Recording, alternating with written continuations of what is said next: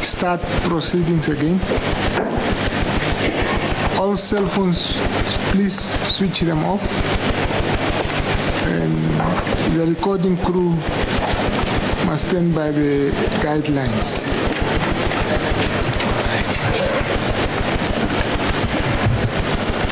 As you please, the court. Mr. Nghipunya, remember yesterday you dealt with certain invoices made by Guanyeba Investment Trust and Fancy Group CC and Wanakadu to the Novana group of companies. And you indicated that was for services rendered, consultations, consultancy fees, vessel management and vessel repairs, yeah?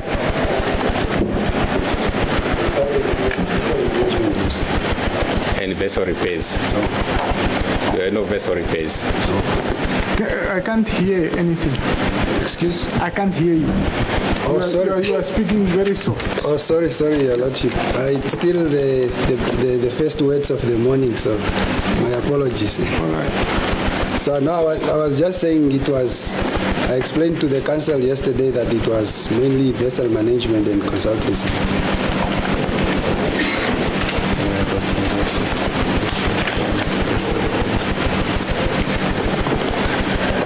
Okay. Do you still have your file before you? I gave it back to Mr. I can have it back. To who? Okay.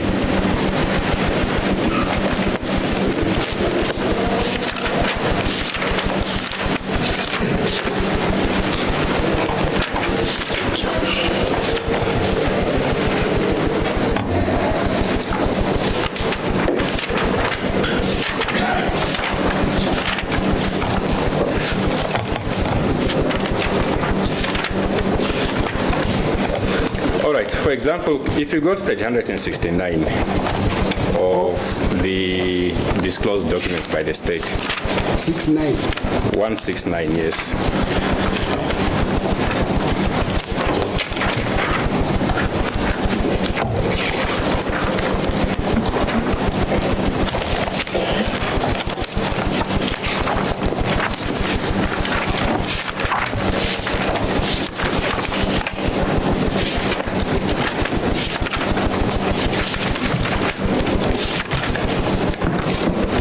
Are you there? My document only have 157, 58, 59, then it jumps to 174. Okay, I'll give you a copy of my document. 169.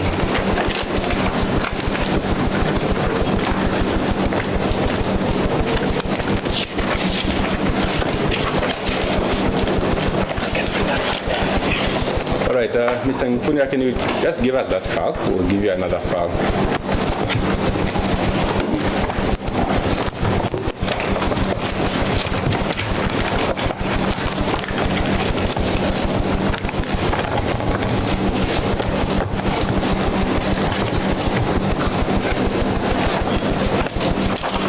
And go to page 169 of that bundle.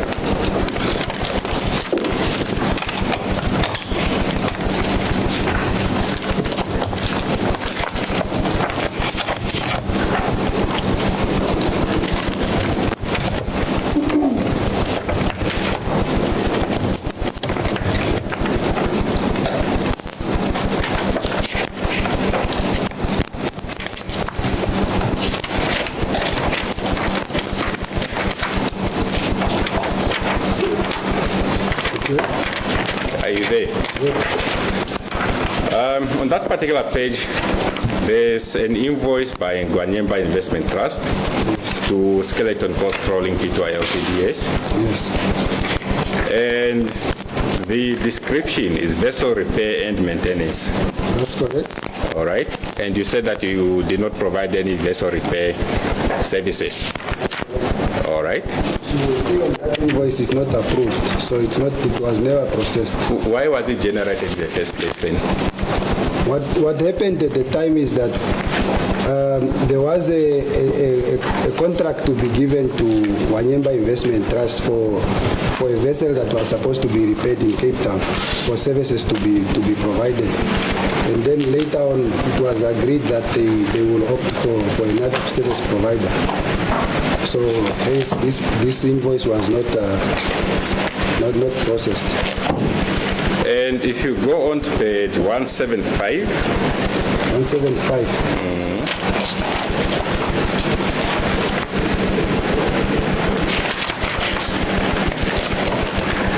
There's another invoice by Wanyemba Investment Trust for vessel repair and maintenance. Yes. It will still be the same as the previous invoice. And if you go further to page 176, there's another invoice. That is the same invoice as the one on page 169. Oh, okay. So it's just right. the same duplications that I was talking about yesterday.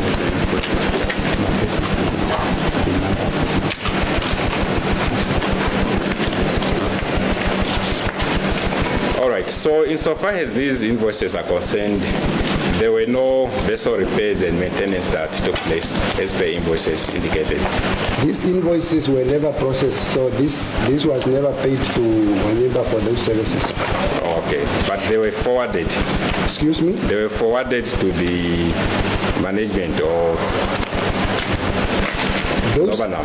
yes, as I explained, it was the arrangement that Nobanam will outsource those vessel management to not management but repair to GIT, which is Wanyemba Investment Trust, and then they opted to get another service provider for that. So that was never paid because it was going to be paid for GIT to provide those services.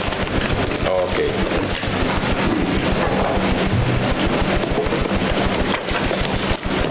Sorry, let me just get clarity. You are saying the invoice on page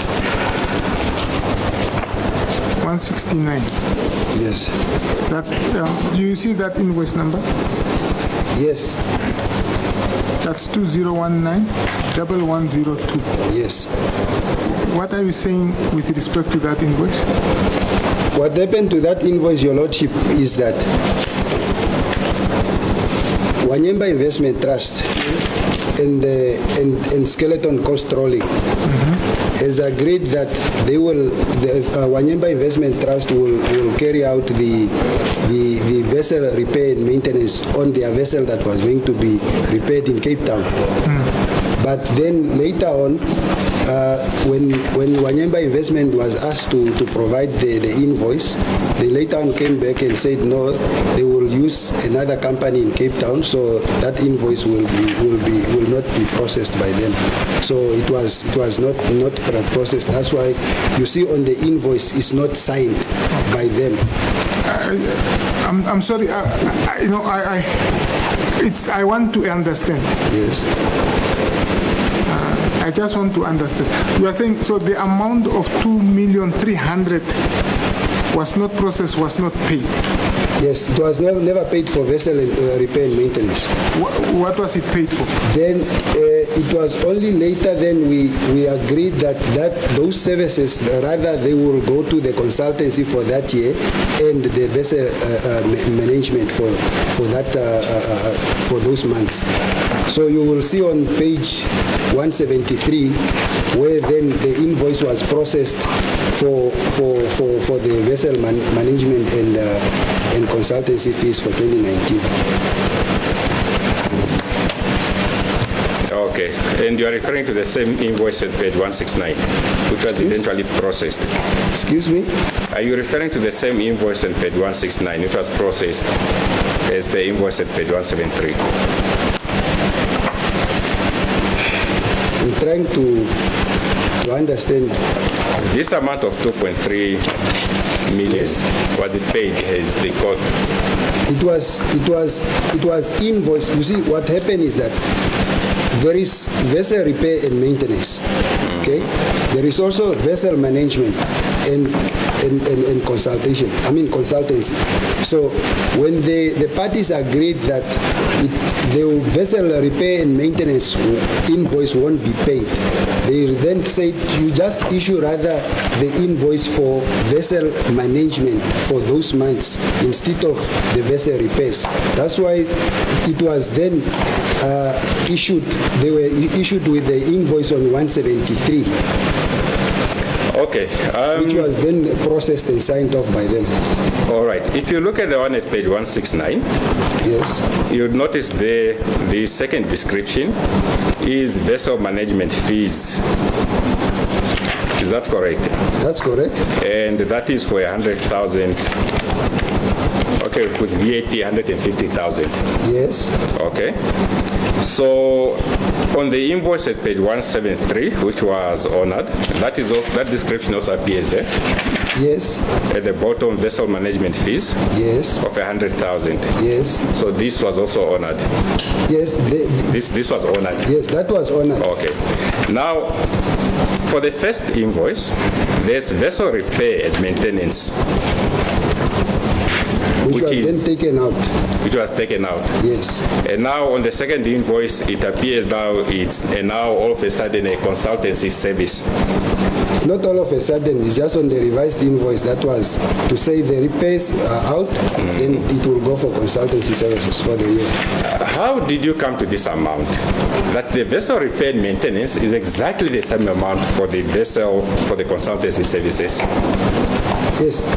What happened is that if you see that the amount for consultancy will then be equal to what was going to be paid for the vessel repairs, then that's how the invoice was changed to just go and cover that amount for consultancy. Otherwise, you will then have a different invoice for consultancy and a different invoice for vessel repair, because that consultancy was going to be paid anyways, even if the vessel repair was going to be paid. For the same amount? Yes. I see.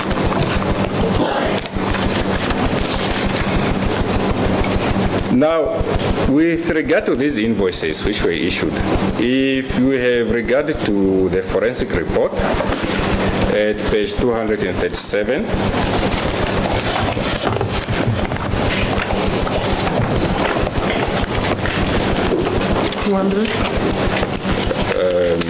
$237.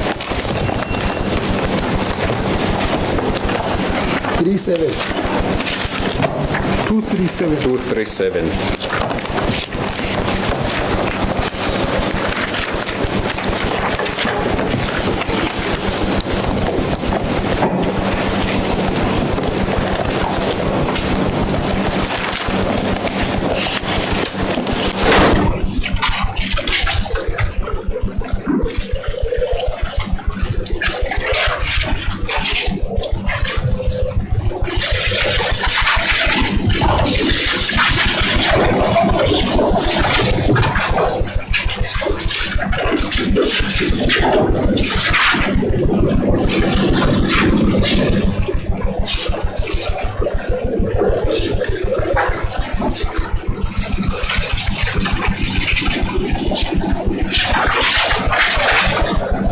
On that particular page, you note that there are several invoices which have been paid per day, yes? That's correct. And all these invoices have been paid.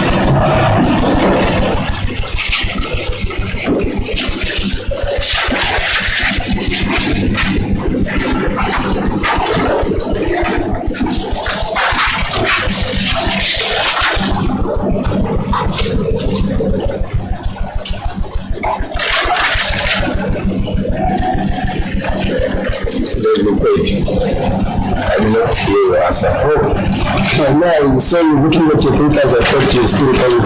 No. The invoices were paid, yes? Okay.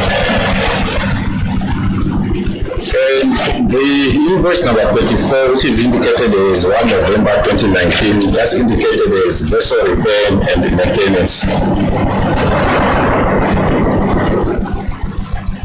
Yes, it's indicated like that. Okay.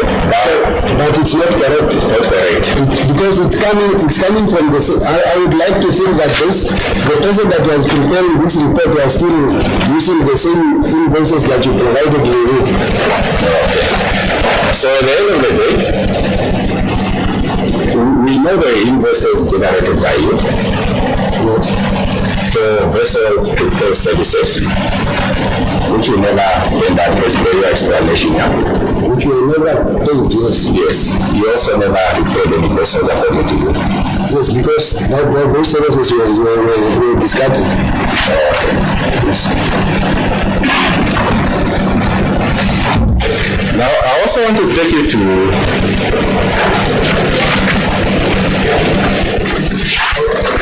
page 233 of the report.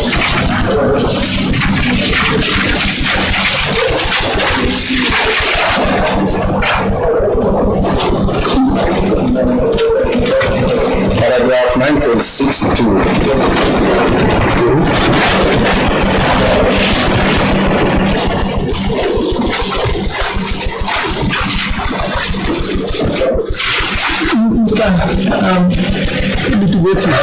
Before you proceed, I just want to get clarity.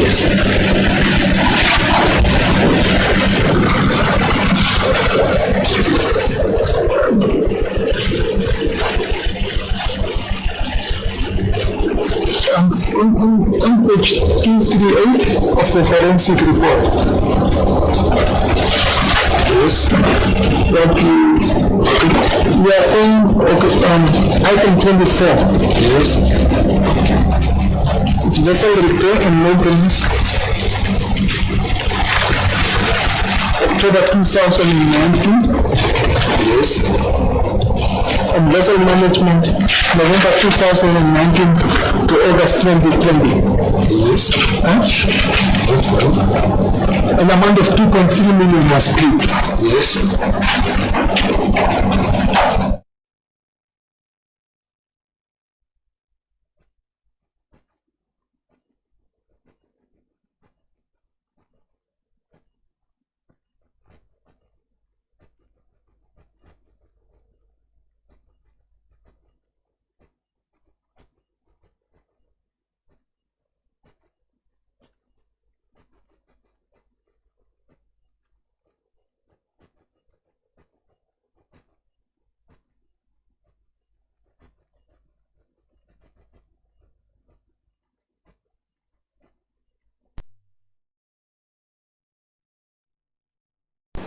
Yes. It's exactly the same period, time period. Yes. That's an amount of 1.56 million was paid. Yes. I just want to understand. Your Lordship, those are two different companies.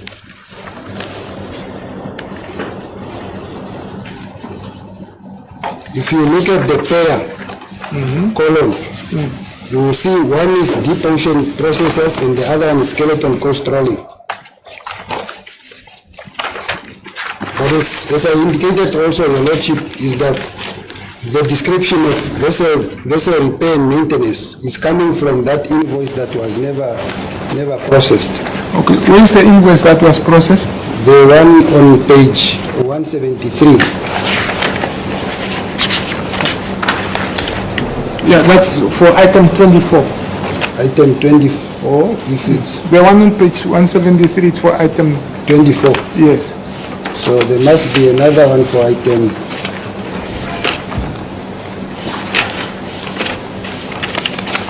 Trying to find, these are not my invoices, but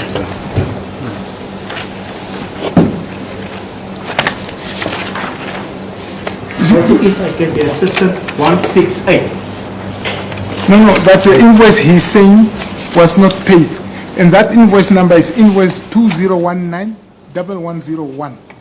yes, Your Lordship is 166.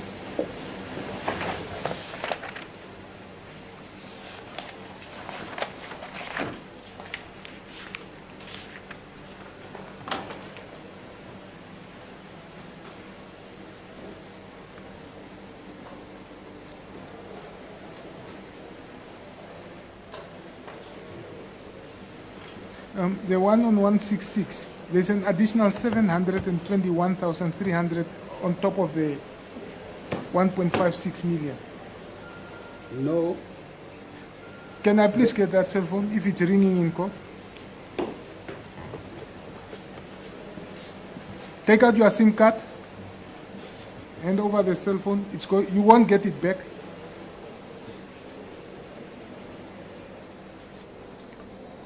Take out your SIM card because you are not getting back that cell phone.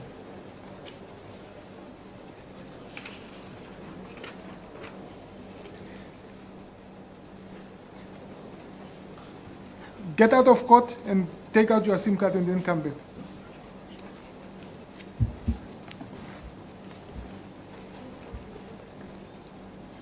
Yes, Mr. Yeah, these are the distractions that I announce at the beginning of every court.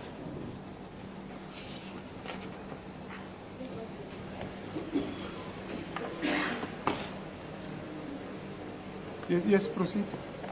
Your Lordship, you were referring to a 700? I don't know whether it's 81 or 21,000. It's written in The one that is written in pen. in hand, yeah, with hand. No, Your Lordship, the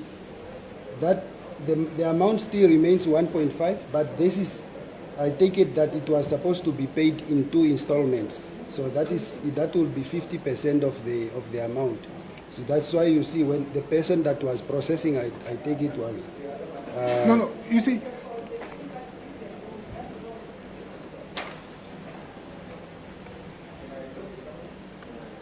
Sorry, can that person come in?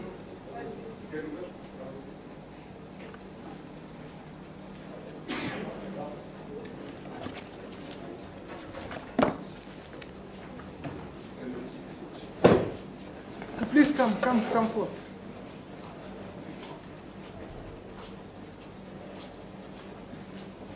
Come forth. Just stand there. Why do you show disrespect to everybody here?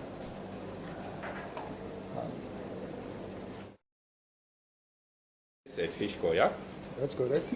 All right, in your official capacity, obviously. All right. These consultations, it appears they were taking place throughout the whole year. For example, if you look at the third line, the one from 9 January 2017, you have consulting fees for the first 6 months from January to June, yeah? Which document are you referring to now? Just on the same page where you were, the audit, The audit, okay. the forensic report, The forensic page report. 237. Yeah, there's a summary Yes. of the invoices. Okay, yes. You see that from January to June, you were busy with consultations. You charge consulting fees. Yes, GIT was carrying out consultancy services, yes. Okay. And from July to December, there are also consulting fees. Yes. That's correct. All right.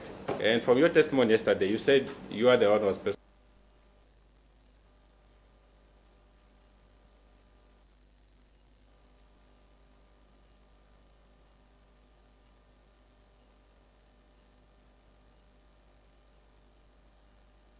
doing the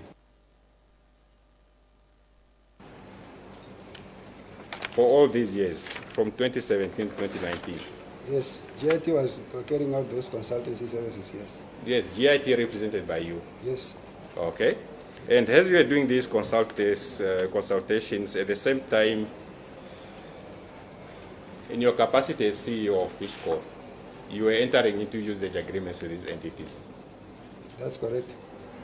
And you don't see anything wrong with that? No. Okay. All right, I wanted to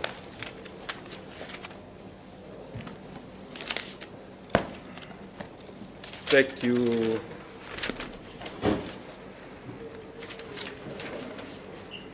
to page 233. 33. Yes, on the forensic report.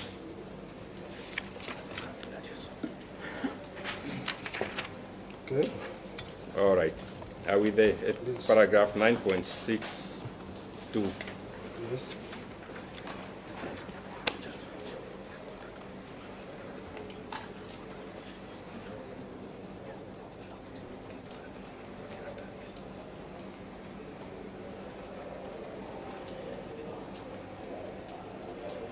There is reference to a letter in that particular paragraph. Yes. Okay. Do you recall that letter? Yes, I do. So where are you? Page 233, paragraph 9.62 Of which document? Of which file? of the forensic report, Your Lordship. My 233, it's payment for overcatch 2017, 2018 season. And just under that, the award of quota under government objectives. Oh, okay. As it plays a court. Do you recall that letter? Yes, I do. Okay.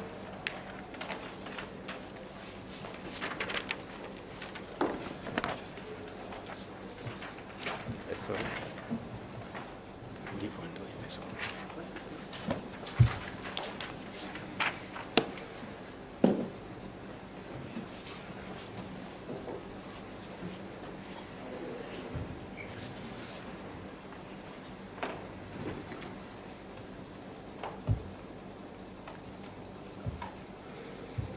Do you have a letter in front of you Yes, that's correct. addressed to Mr. Miguel?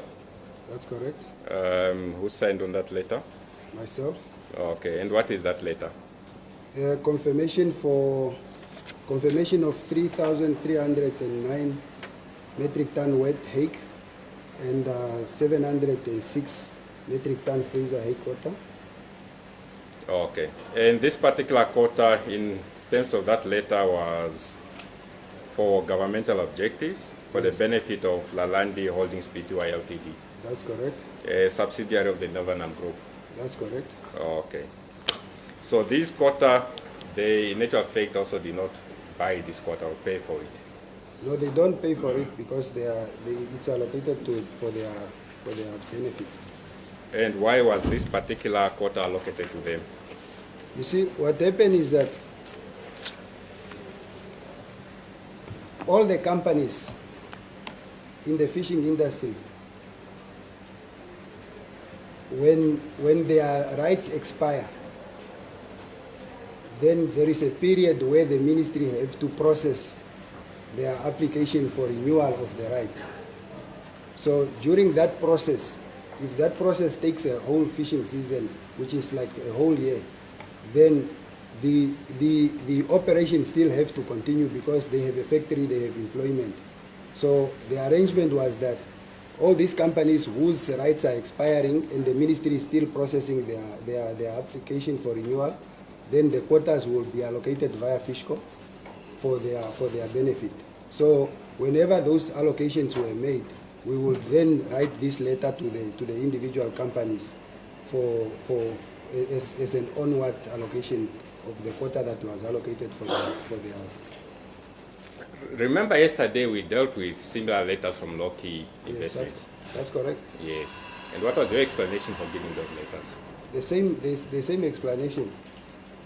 The Loki does not fall in the same category as the one company with a right that just expired. Loki is in a category of a company with a vessel that was not having a right that expired. And this Lalandi had a right which expired. So you will see that they are all being allocated a quota to continue the operation because they have onshore processing and vessels, but one is just because they have invested, and the other one is because they have invested and their right has expired.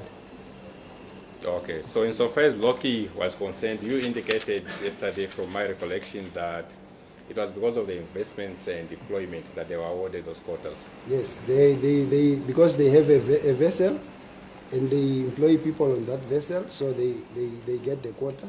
So in respect of this particular letter for Nova now, Yes. this has nothing to do with investments. No, it has to do with investment. Because what happens is that if your fishing right expires, then you don't qualify to get a quota. But because you have employment and investment, then the ministry will allocate you a quota to sustain those employment and investment. Otherwise, then the factory becomes a white elephant. So that is the process. All right.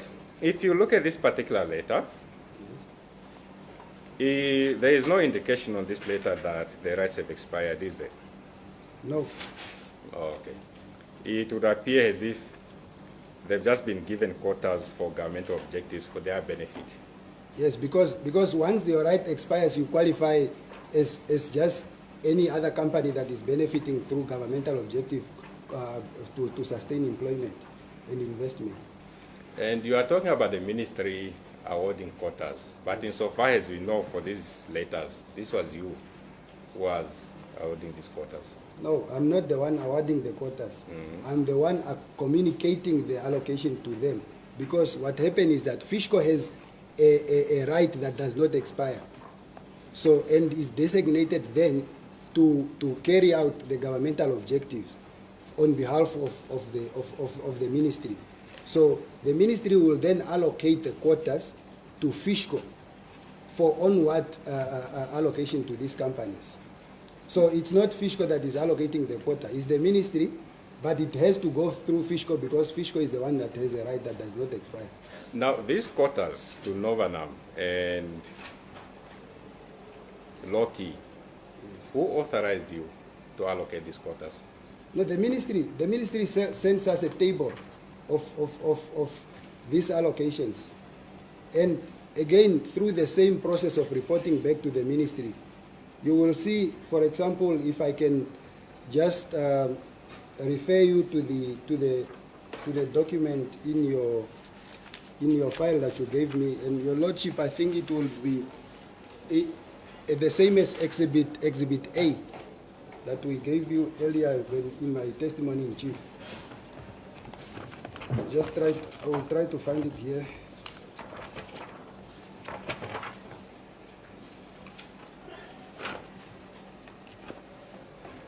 If you look on page, your lordship, also in this document that the state provided us with the file for the state's disclosure is on page 90. Page 90 of the state's disclosure.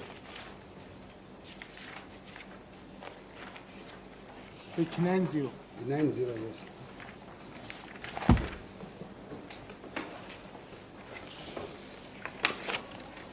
It starts with the STFNT paper that Yes. confirms, and if you page on to page 91, on page 91 you will then see under Hake Freezer the allocations that were made and approved by confirmed by the ministry as for that fishing season.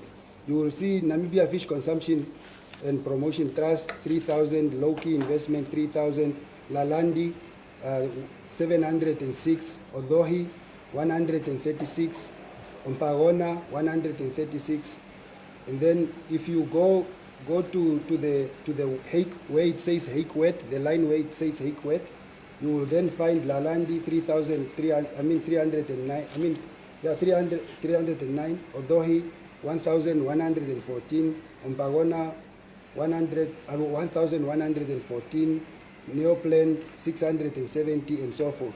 So all these letters will contain these allocations to different companies who has investment in the industry and who don't have a right, because either their right has expired or they just have investment in the industry, that they have employment that they have created.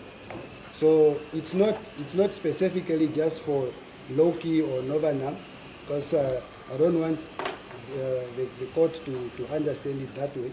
So it's for every company, and then the ministry makes those allocations from time to time. Okay, and what you referred to, these are the letters by State Fenter, Yes. which are compiled based on the information that you provide to them? Yes, based on the information that is used to manage the quota. Yes. Somebody has to compile the information. Yes, and that you provide the information. Yes, to the them. company provides the information, yes. You're also involved in that Yes, process. I'm also involved. Yes. And in this particular letter, this confirmation, these were done by your co-accused, Mr. Esau. You referred us to a letter and to the pages. You indicated that the instruction came from the ministry. You were authorized by the ministry. That's correct. Okay. But you should not forget that the allocation communication to Fishco is done through the office of the permanent secretary or the executive director. And so there is the minister's office too, because they make the allocation. There is the fishery administration, which falls under the PS office, who communicates to Fishco that those companies have to benefit. So it's not just a letter between me and my co-accused, as you want to say probably, but it's a whole administration that is involved. But at the end of your day, it's your co-accused who signs these documents, yeah? Because he had that position, yes, he signs it. Okay. Now, I also want to find out from you, when you indicated the investment aspect. Sorry, before you go, Mr. Litigate, just for my clarity, Yes. is your explanation that you are giving now, is it that you were instructed by the minister to make those allocations? By the ministry, not by the minister. By the ministry, yes. And you are using this letter as support for that testimony? Which the The one for the on auditors? on page 90. Yes, that's correct. No, but I just want to understand. This letter came at the end of year as an audit. Yes. So it's not the letter that instructed you. There must have been one letter that gives instruction that you must now reserve these quotas for this, and that's how I understood the Yes. Yeah. You are correct, Your Lordship. What happened is that, and I want to to explain this to the court because it's very helpful. When the allocations are made of hake, horse mackerel, monk, whatever fishery, they are made as a universal allocation. But the ministry will have a table where they are saying this quota goes to who, where this quota goes to who, this quota goes to who. So then, at the end of the season, we will then say, this is how the quotas, the allocation was. Yeah. Now, before you go on, the ministry, does it send you a letter saying this quota must go to whom, this quota must go to whom? That's a letter. That's how I understood you were saying. This is the letter. Yes, there is a table that the ministry comes up with, and then they will send us a table that says this is how the people are going to get. I'm asking, is there a letter? A table. Just a table, Yes. without a supporting letter? A letter comes saying, for example, 10,000 metric ton is allocated. Yes. Then the table will follow to say, 100 is to who, 100 is to who, 100 is to who. So That's before you even start. Yes, that is before But you even- that's not this letter that you are referring me to. yes, and now I want to give you a reason why I'm referring you to that letter, Your Lordship. To which one? The one that This one. you just... Yeah, no. yeah. All that I wanted to establish is that this letter of Steer Fender Yes. is not the letter that communicates to you Yes, the amount of quota reserve and the table as to who must get what. yes. No, It's not this that one. is just to confirm what was communicated. So in instance, what this letter does is after you've already allocated. This is for confirmation, like you said. Yes, Okay. because... And yes. all right. And if you look at this letter, it's addressed directly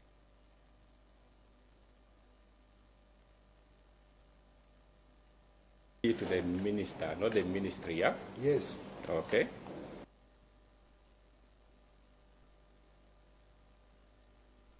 The reason being that, you see, if I speak, for example, to an economist in the ministry, as to, no, this is the table. Because that letter of allocation is saying the minister have allocated a quota. So then the auditors will want the minister to be the one confirming that whoever communicated to Fishco really communicated what the minister has allocated. So the minister has to confirm now those tables. Because this is an audit. Somebody that was not party to the communication has to confirm, which is the minister with the authority. All right. So at the end of the day, is the minister who's supposed to allocate the quotas? He's the one that allocates. Okay. And if we go to the second paragraph of this letter that you've referred to, it says that we understand there was an instruction given by the Honorable Minister to the CEO of Fishco. That is you? Yes. Okay. It appears there were direct instructions between you and the minister. Yes, that is what an understanding that was there. Because as I said, we have indicated to the board that any money that is a surplus in terms of the third party quotas, we will then retain that amount. So that was communicated, and then this communication goes back to the minister. It's not that I was sitting, me and the minister, and then I told him that. You know, Your Lordship, sometimes really I'm trying not to explain too much, but the issue is that there is things that make sense in law that says it's this and it's that. But there is things that do not make sense in corporate governance, because I would say the minister have given that instruction. It doesn't come directly to me from the minister, but it will go through the corporate governance people offshore.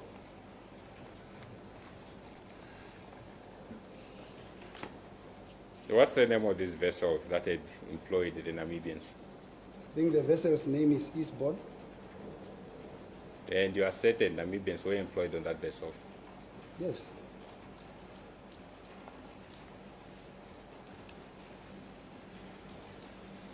Now, in respect of how many companies or CCs did you award these letters? Did you write these letters where in quotas were awarded? Excuse me? In respect of how many companies or CCs did you write these letters where in quotas were awarded for the benefit of those companies or CCs?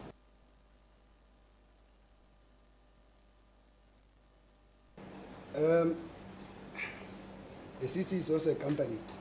Yeah. Okay, but... Sorry, is a CC a company? No. It's a corporation, it's Yeah. not a company. No, And a very close big rules. corporation is a close corporation. A company is a company. Okay, sorry. My understanding is less. Okay, it varies from season to season. For example, in 2019 or 2018 fishing season, as I referred to that letter where there is Odohi, Lalandi, Ompagona, there were around about 5 companies or so, 1, 2, 3, 4, 5 companies in Hague, and there were other companies. If Your Lordship, if you go to the same letter that is the confirmation by Stephen, in this document is 92. If you go to page 92,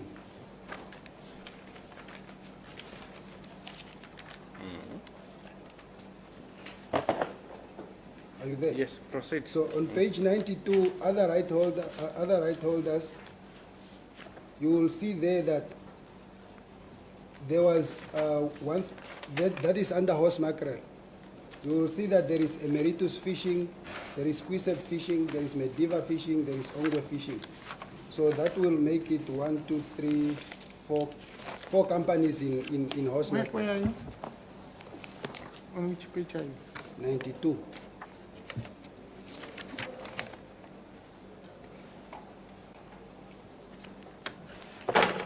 My 92 does In the state's disclosure. Yes. Paragraph 2, my lord. Paragraph? Now, on page Oh, okay. 92, That's column 4. yes, column 4. Okay. Emeritus Quisep Mediva Ongwe. Yes. Okay. Yes, Ongwe. And this number increased in the following fishing season, which was the 2019 fishing season, where I think more than 10 companies, not 10, but let me just confirm from. And this is this document I'm referring to, Your Lordship, is also part of the disclosure which came together with this paper. I just want to put the.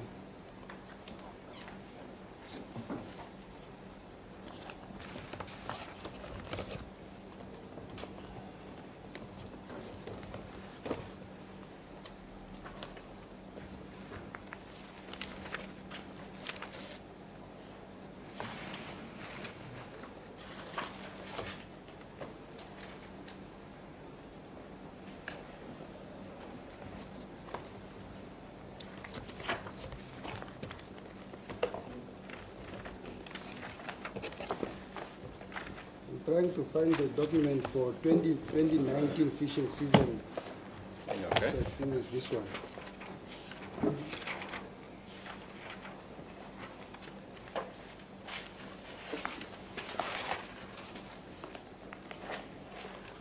Because in the 2019 fishing season, Your Lordship, and I'm not sure, because this is I can see it's not in the disclosure by the state's disclosure, but I have the document. I don't know why they kept it out. Because it's part of that. You say it's not in the state's disclosure, Yes, but you have it. yes, but I have it. So Where did you get it? from the disclosure itself. Oh. Yes. Yes, so it's not hidden. We are not keeping anything out. We cannot produce all those boxes of exhibits No, before court, I yeah? understand that. Yeah. So I'm not accusing you of anything. Don't get me wrong. All right, thanks. So I just want to give you the number of companies, and I can pass the document to you just so you can confirm as Okay. well. There is 1, 2, 3, 4, 5, I cannot 6, confirm, 7, I'll just 8, see what 9, is there. 10, 11, 12, 13, 14, 15, 16, 17, 18. So there was 18 companies in Hague, and then in horse mackerel, in Hague wet, they would be the same number. And then in horse mackerel, there was still Erongo Seafood, Ongwe, Arihanab, Quisep, Mediva, Namsov, Emeritus. So there were 1, 2, 3, 4, 5, 6, 7 companies as well. Okay. You want to confirm that? Yes, I just want to look. I'm not confirming like the minister did No, with his no, letters. I'm that's just, okay. I'm just looking at the document.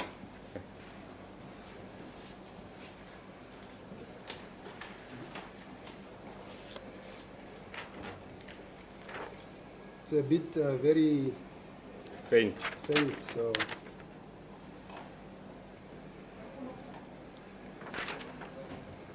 Okay, no, sorry, I cannot see clearly. On page 92 that you referred to, yes. there's a company, So, there's an entity there. 92. Yes. Where it says paid directly to supplier, there's Mediva Fishing. Do you see that? 92.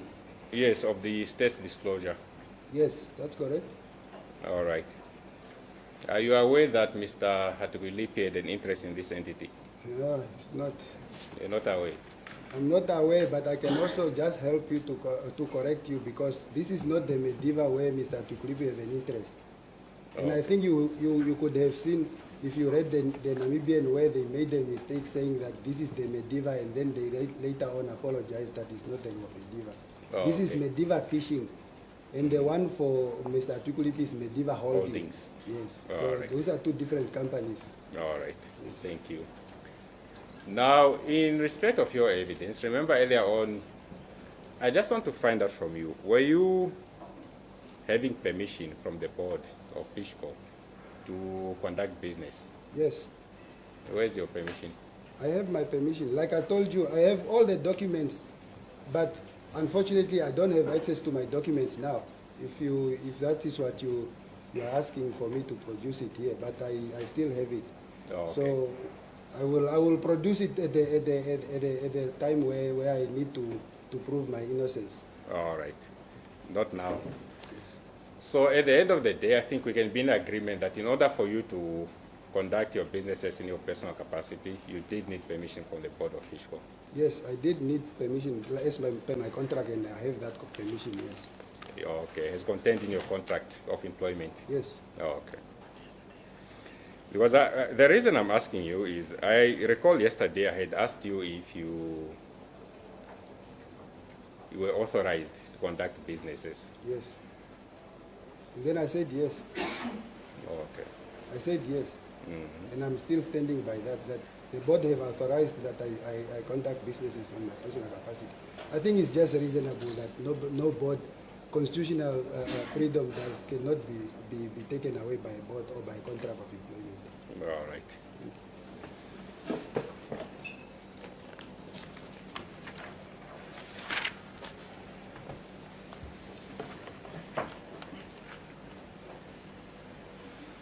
Okay, I just want you to have a look at a particular document. There's a statement by Mr. Jose Camano. I think you want to.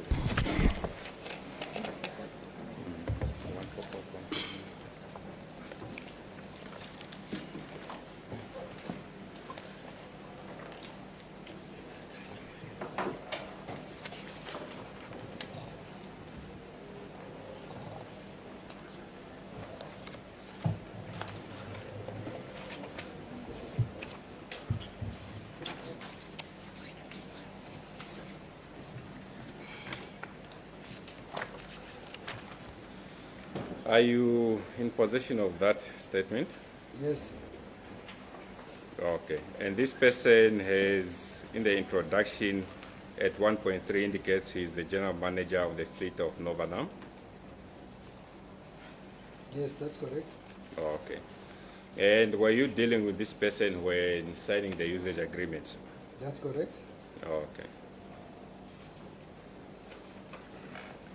And in your businesses, in your personal capacity, were you also dealing with him? Yes. Okay. And when did you meet him? Was it in 2014, 2015? No. When was it? I met Jose Ramon in 2010. 2010. Yes. When I became an economist responsible for Hague, that is when I met him, because he has been dealing with myself from the ministry. Okay. In paragraph 15 of his statement, it's indicated there that Mr. Mike Nghipunya became the person in charge of Seaflower during about 2014. I cannot recall the exact year that I first met Mr. Nghipunya, but I believe it was about 2014, 2015. Paragraph? 15, page yeah. 3. Okay. You see that? I cannot recall the exact year that I first met Mr. Nghipunya, but I believe it was about 2014-15. That's not correct. Oh, okay. So you give a different date. Excuse? You had your different date as to when you met him, 2010. Yes, I've met him before that. Oh, okay. Maybe he meant, unless if he meant as a CEO of Fishco or Seaflower. It says that I first met. Yeah, that's what I'm saying. I mean, unless if he mean as a CEO of Seaflower, because I have met the Novanam Group before that, way before that, in 2010.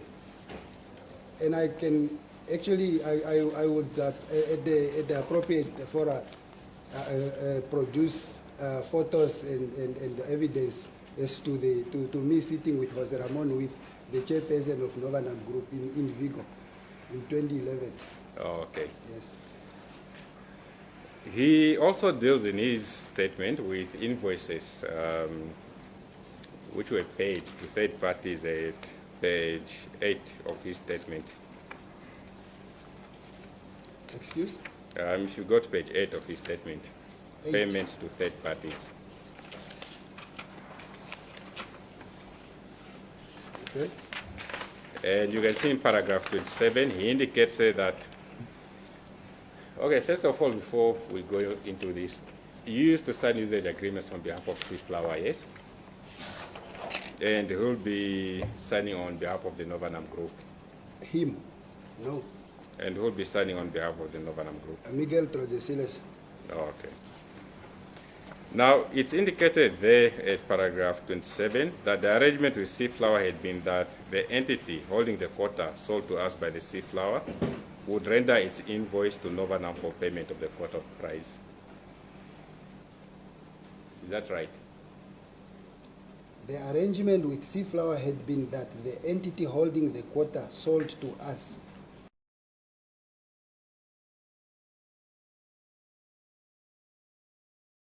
Okay, so if Flower, sorry, is the Namibian Consumption Trust. Fish Consumption Promotion Yes, Trust. Yes. Fish Consumption Trust.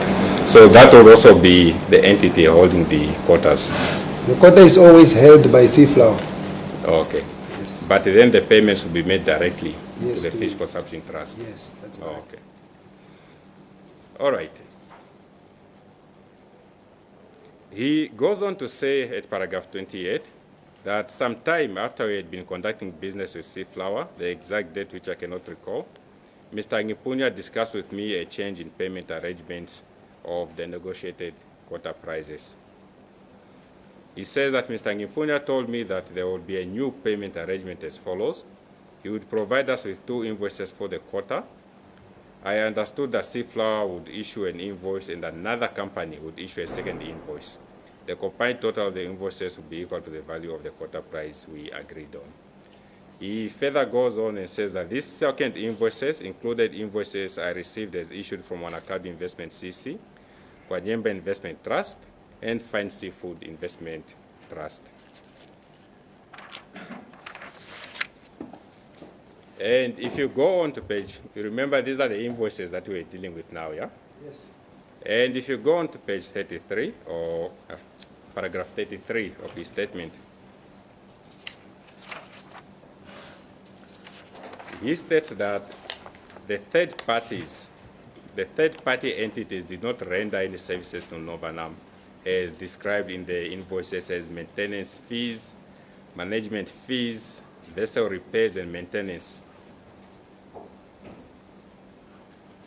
And he also indicates there that my understanding was that payment to the third-party entities was part of the negotiated cost of the quota, and for Mr. Nghipunya to facilitate getting the quota for Novanam. And for that, Novanam paid the consultation fees. That's not correct.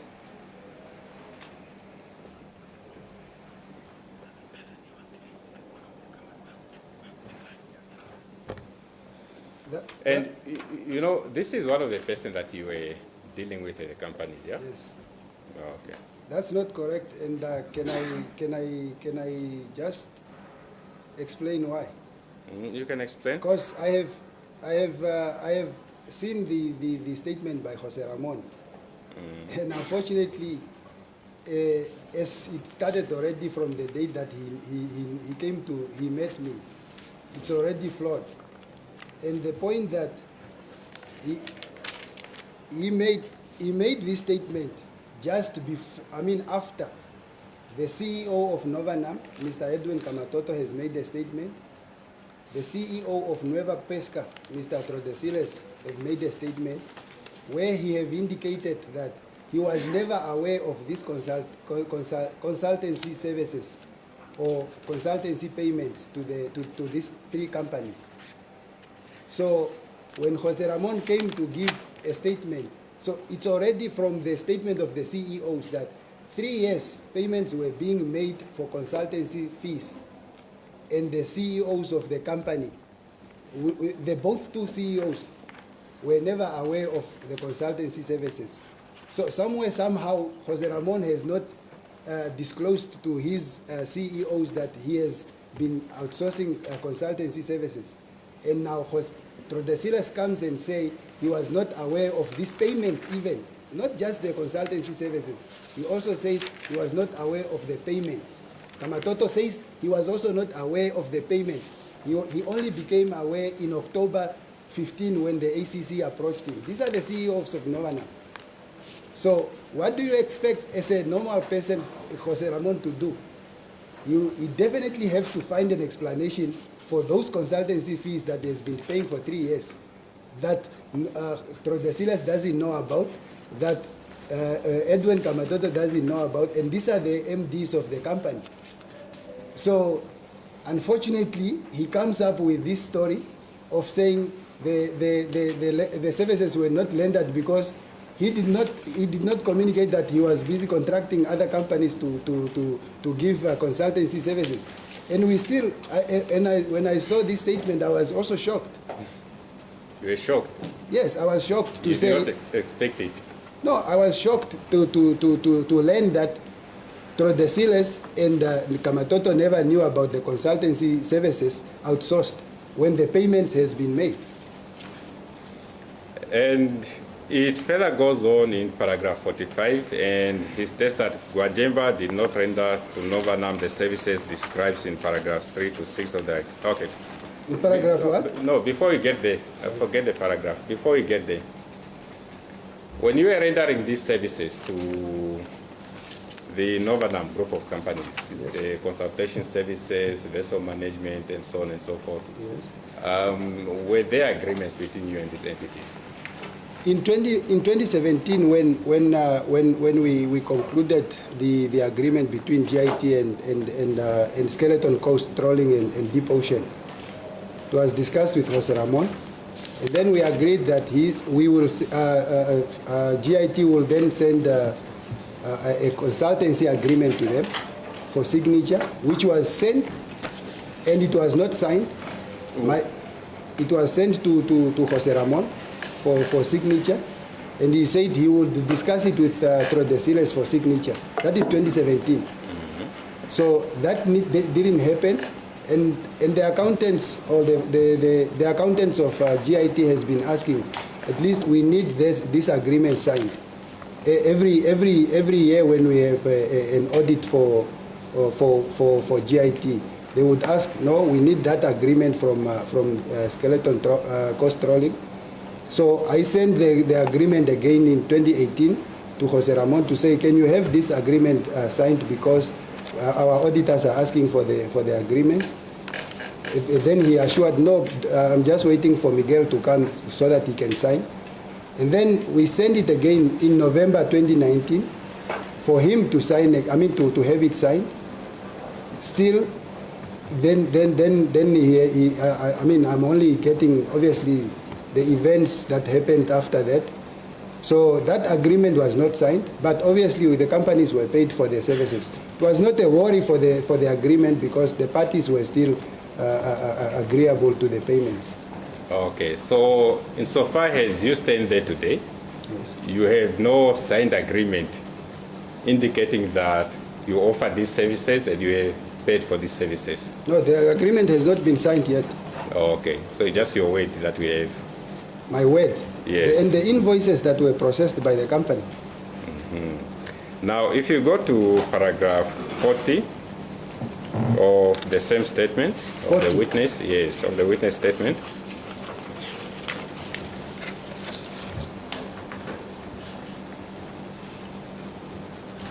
Do you recall when this Fishrot scandal broke out in the media? Yes. When was it? Somewhere on, was it the end of October? Oh, okay. So by November 2019, this was a widely known thing? Yes. Oh, okay. That's correct. All right. Okay, so it says there in paragraph 40 that during about November 2019, Mr. Nghipunya called me about a consultancy service agreement he had wanted Novanam to sign for consulting fees, for consulting services he rendered to us, and the copy of the agreement is attached. if you go to page 265 of the bundle disclosed by the state, Sorry to interrupt you, with all due respect, if I may. I just wanted to read or to reread that paragraph 40 that you just read. During about November 2019, Mr. Nghipunya called me about the consultancy service agreement he had wanted Novanam to sign for consulting services he has rendered to us. Do you understand that statement? no, I see. I It's by Jose understand. Ramon, who is saying, Mr. Nghipunya. No, Mr. Nghipunya. Remember, you are in. What I'm interested in is your testimony, not your arguments okay, sorry, and your Lordship. cross-examination. Maybe You are cross-examining the counsel. sorry, Your Lordship. Sorry, Your Lordship. So, I didn't mean to go there. You can comment on the Okay, statements as yeah, read. sorry. You can give your opinion on it. It's not a problem. You can comment on it. Okay, sorry, but I didn't mean to cross-examine you. No, I'm not being cross-examined. Okay, It's no thank you. issue. All right. He further, if you go to page 265 Of of the bundle disclosed by the state, okay.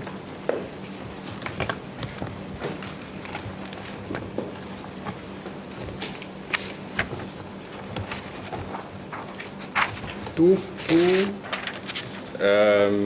265. 265. Yes, All right. Is that the agreement being referred to? yes, that's correct. Okay. And this is the unsigned version of the agreement. That's correct. All right. Now he goes further at paragraph 41 and says that Mr. Nghipunya told me that the agreement would offer him and Novanam a form of safety. You see that? Yes, I see that. All right. And then at paragraph 45, he goes on and states that Gwanyemba did not render to Novanam the services described in paragraph 3 to 6 of the agreement during the period 2017 to 2019. These functions Novanam performs and manages itself. You see that? Which paragraph is that? 45. 45, yes. Oh, okay.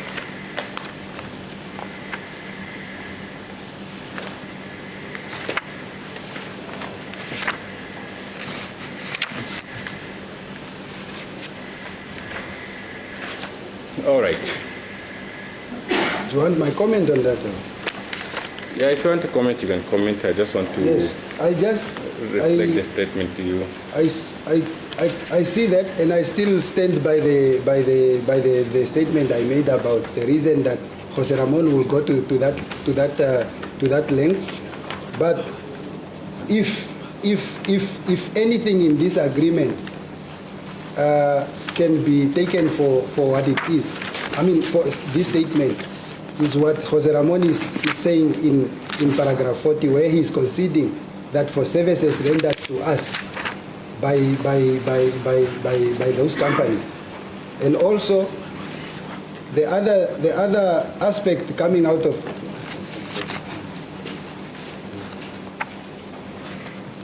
and also the other aspect, if you look in paragraph 42, he says Mr. Nghipunya sent the draft agreement to me by email. I cannot recall the exact date when I received it.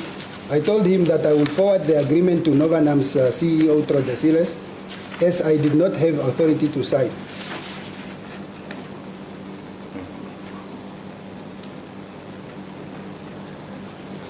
I 43 says, Mr. Nghipunya contacted me a few weeks after our first discussion to follow up on the Novanam signature of the consultancy agreement. I informed him that Miguel Trodesiles was in Spain, but I would follow up on its signature once he was back in Namibia. This is Jose Ramon asking Trodesiles to sign an agreement of services that he is saying that he was never rendered.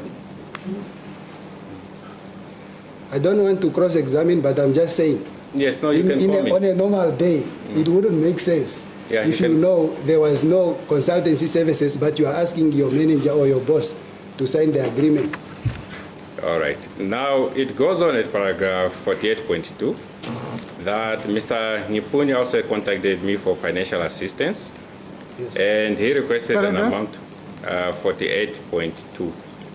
It Page should be, 14. It shouldn't be 49, because it's, okay, yeah. Yeah, I think it should. Yeah, it should be Yes, 49. It should be 49, but it's marked as 48 in the Yeah, sub. yeah. Because there's a 48 before that and then Yes. 49.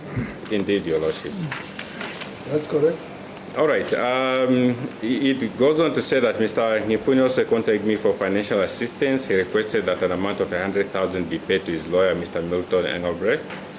I informed him that I could not afford to assist him with such a large sum of money. He asked me if I can give him 80,000. I said I cannot afford such an amount, but would assist him with a smaller amount. And he says I received Mr. Engelbrecht's banking details through a WhatsApp message, as far as I can recall, from a person who I knew as Oti, who told me he's one of Mr. Nghipunya's friends. And I instructed my gardener to make a cash deposit into Mr. Engelbrecht's account of the amount in the range of 30,000 to 50,000. He cannot recall. He did not keep a deposit slip. The money I paid was my own funds I kept at home. You see that? Yes, I can see that. I'll ask that the witness not answer any further questions in that, because it seems to go into issues of attorney and client as well. So for purposes of that, What is attorney and client? between the arrangement between this client and Mr. No. Engelbrecht. What the person is saying. He may say it, but all I'm saying No. that Let's just be clear. Mr. Ramon is not saying there was a discussion between Mr. Engelbrecht and Mr. Nghipunya and disclosing the content of the discussion between Mr. Engelbrecht and Nghipunya. That will be treading onto the, but he is saying he was asked to pay money into Mr. Nghipunya's attorney. That's what he was asked to do. I'm not objecting to the reading of the statement. I'm objecting to the witness answering questions on what has been read or explaining there too, because I'm saying, my lord, that explanation will go almost invariably into the privilege between the arrangements between himself and his legal practitioner. No. And that's what I am saying. The question and the statement does not speak to what Mr. Nghipunya and his legal practitioner said. It speaks to what Mr. Whoever the deponent is Mr. Hussein, was asked Yes. by Mr. Nghipunya. Allegedly asked, I don't know. Yes, nicely put, my lord. Yes. I do agree with his lordship. yes. I do agree that what was read seems to be emanating from that particular paragraph. Now we have gone beyond the reading of that paragraph. My objection is that this particular witness be given leave not to answer that question, because whatever explanation this witness gives, whether that is correct, what actually happened, was that correct or true, etc., will now go and breach his privilege that he has under our Namibian constitution between himself and his legal practitioners. The response, I'm more worried about the response, not what was read. But if his lordship doesn't agree with me, You see, Mr. yes, I stand to be guided, my lord. We need to debate. All right. Debate with me, and if I'm wrong, I'm wrong. Let me try to persuade you. Okay, let me understand. As it pleases you. If the question or if the statement goes to disclose what Mr. Nghipunya and Mr. Engelbrecht discussed, that will be entering the level of attorney-client. But what Mr. Ramon or whoever he is alleges, he's alleging that Mr. Nghipunya requested him for financial assistance. And he's saying he instructed somebody to pay that amount into Mr. Nghipunya's account. There is no attorney-client privilege here. My objection is not on the reading of what the statement says. It says what it says. My objection was that this witness be given leave not to comment on what Jose Ramon says in that statement, because by so doing, he could be basically opening the channels to his attorney and client privilege. So That's why I have difficulty. All right, no. You see, because when I have to rule an objection as standing, it must meet certain criteria. Yes. Now, all I'm asking is, does this statement enter the territory of client attorney privilege? If the statement is on its own, my lord, it does not. Okay, then we agree. Yeah, but if Mr. Nghipunya has to answer on that statement, then it does. So, if he says yes, I asked Mr. Ramon to pay he may 50,000. very well say so, my lord. That I believe now it goes into his arrangement. No, I'm asking.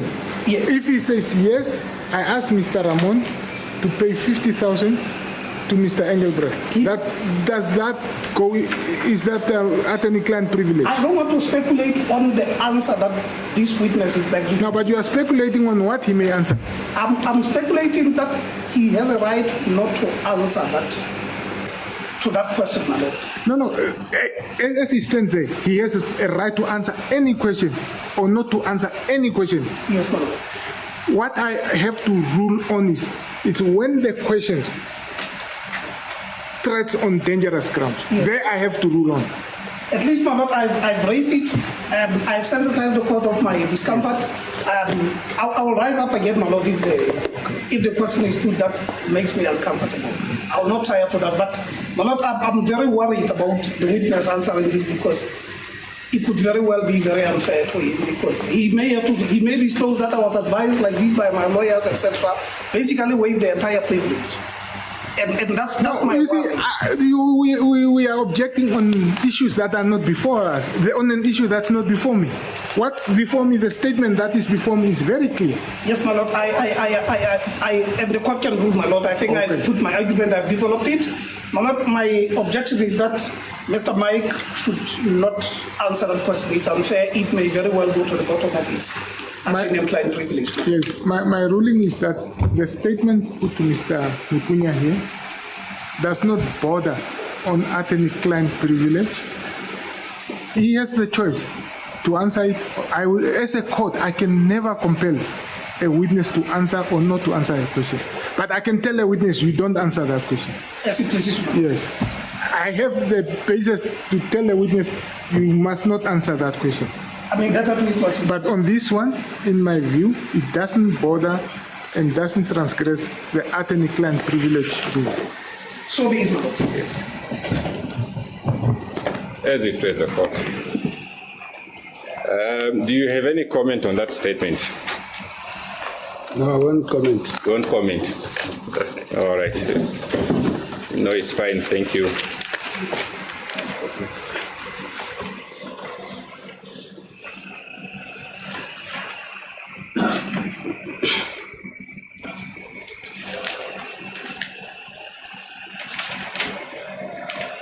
Not unless my watch has gone, we still practice labor law. We need culprit breaks. I have aged very quickly, my lord, in the past 2 weeks. And I also need a dose of my coffee. At this time, May it please his lordship that at this moment is an appropriate time to take an adjournment. Then we can. what is your time saying? How much? 15 minutes after 12. You want us to take a break for lunch now? No, not for lunch, my lord. A small cup of break, then we can come back. Even if it's a 5-10 minutes break. I'm advised that the more. Okay. Yeah, no, that's if it's a health and nature calls, it's a total different. But when it was for a coffee, I was worried. It's a very healthy beverage, my lord, so far. Yeah. But yes, I'm advised that it's a health break. No, if it's a health break, As a position. yes, I'm sure I don't have enough stuff to clean up here if it's messed up somewhere. As a position, my lord. Court will rise. It's fine.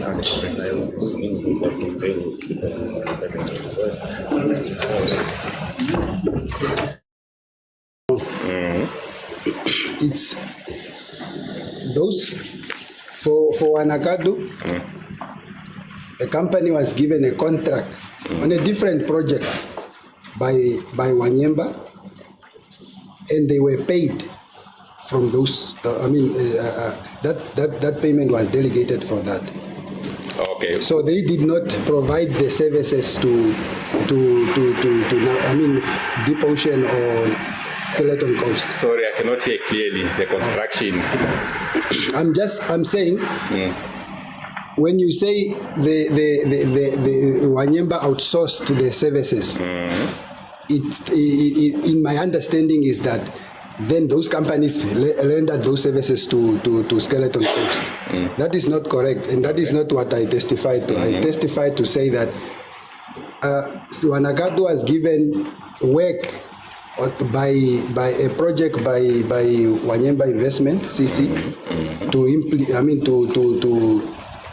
identify and advise on machineries for our Angola project, and also to store them once they are in transit to Angola. And it was on that basis that they were paid for those services. While the fine seafood, I'm just recalling. Okay, yeah. Let's deal with Wanakadu first.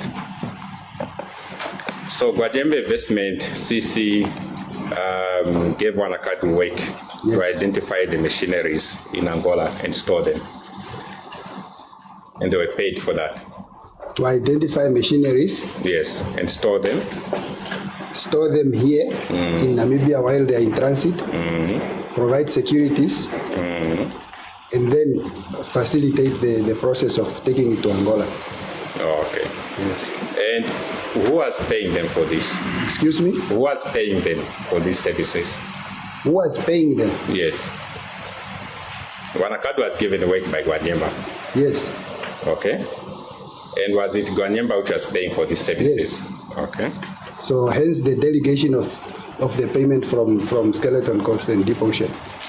Okay, so what you are saying then, Wanyemba delegated Skeleton Coast to make the payments to Wanakadu? Yes.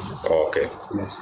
So in actual fact, there was no agreement between Wanakadu and Skeleton Coast? No.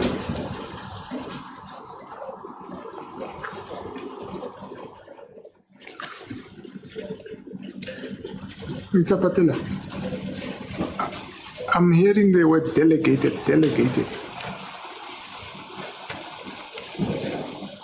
Is that the correct terminology? All right. Yes, I wish I could have answered it, my lord, but it's the cross-examination of my learned friend. Okay. In the end, we'll differ when we argue as to, we'll put our propositions as to how we understood it. And it's for his lordship then to give us a ruling. But I don't want to, my answer will interfere with his cross-examination, All right. as he pleases you. Okay, so in this particular case, Wanakadu was subcontracted by Wanyemba Investment Trust. Was contracted? Subcontracted. No, contracted. Oh, yes, since it was a direct. Yes. Yes, no, it's fine. It was contracted by Wanyemba Investment Trust. Okay, so you informed Skeleton Coast to pay Wanakadu for their services owed to you. What you are saying was delegated. Yes. It was you in actual fact instructing Skeleton Coast to pay Wanakadu. What happened is that when the invoice was due and payable to Wanyemba Investment, we then informed Wanakadu to email the invoice to Skeleton Coast for payment, and they did that. And obviously, I followed up to say that invoice should be paid as per the money owed to Wanyemba Investment.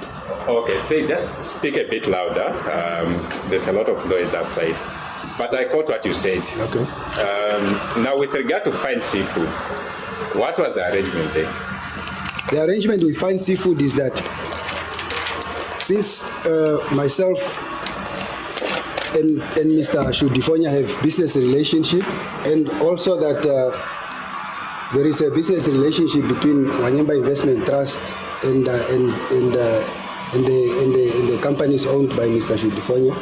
There was then that arrangement that we will co-invest in a meat processing business that we're setting up in the north. Okay, just hold on.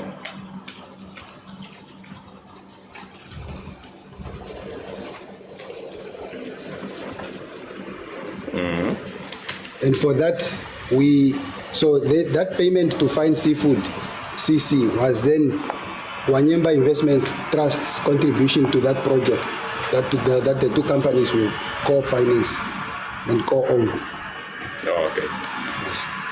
So at the end of the day, similarly, there was also no agreement between Fine Seafood CC and the Northern Arm group of companies. No. Okay. It's you who instructed them to make that payment to Fine Seafood CC. Yes. And they made the payment. All right.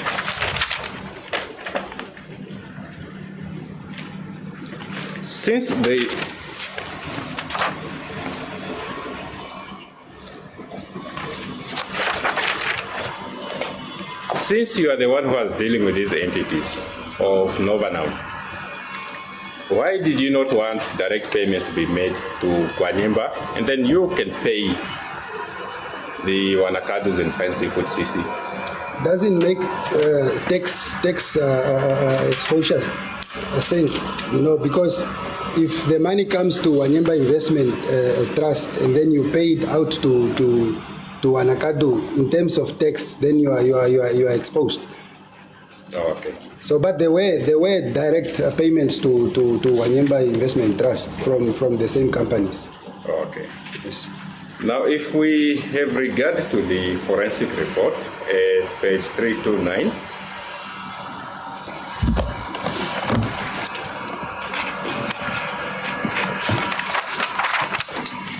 there's an indication there. It starts from page 328, where payments from Novanam to Wanakado. At page 329, there's an amount. Just hold. My office is a bit small here, so Yeah. I have to make do with the chair. Page? 329, paragraph 10.270.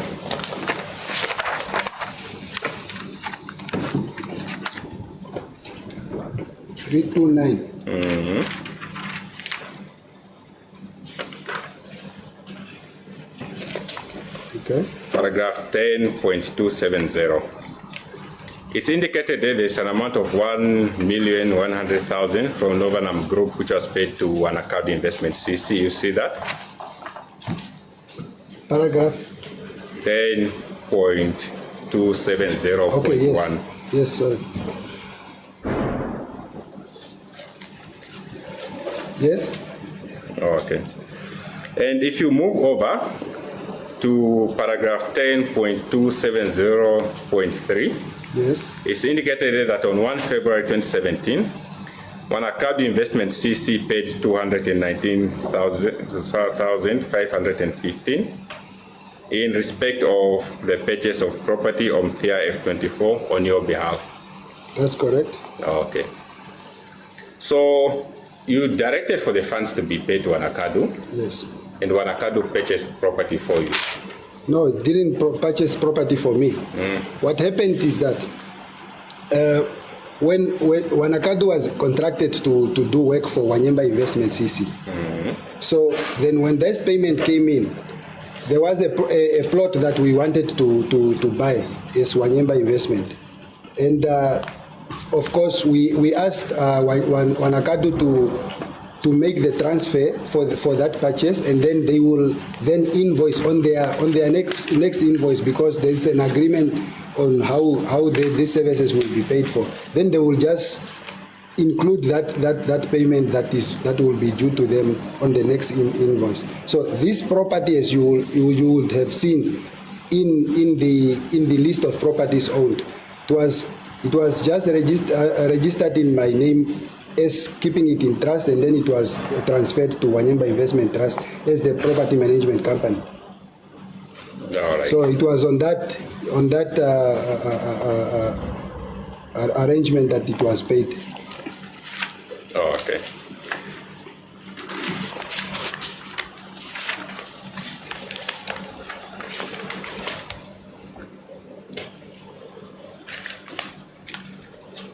Okay. Now let's just briefly deal with the issue of Loki. Remember you had testified about the letters Yes. wherein quotas were provided in favor of Loki investments, yeah? That's correct. Because of their investments in Namibia. And they did not pay for those quotas. That's correct. Oh, okay. Can you go to page 332 of the forensic report?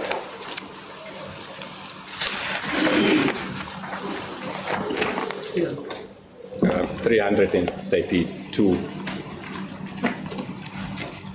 32. Yes.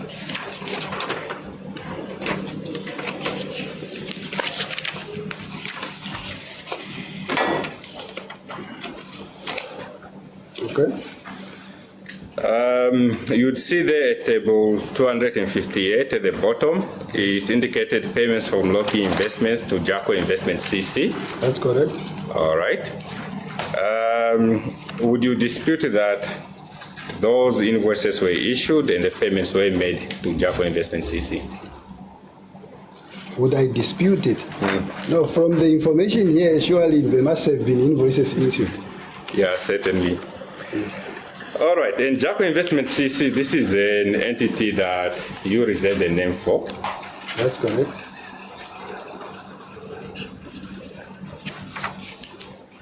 All right.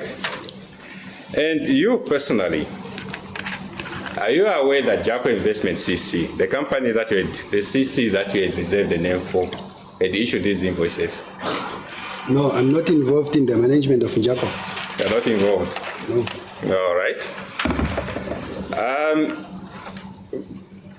Insofar as these funds from Loki to Jaco, did you have any interest in these funds through Jaco? No. Okay. All right.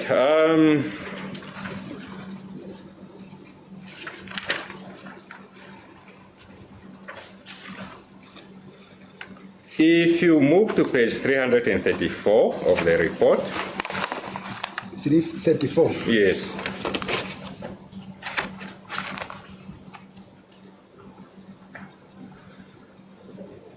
Line 10.285, are you there? Yes. You'd say it's indicated there that our analysis identified the following respect of payments.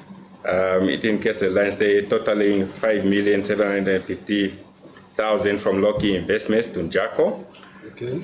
from 10 to 14 May 2014. And it goes on to say that on 31 May 2019, Jaco Investment CC paid 1.5 million to Wanyemba Investment Trust. That's correct. Oh, okay.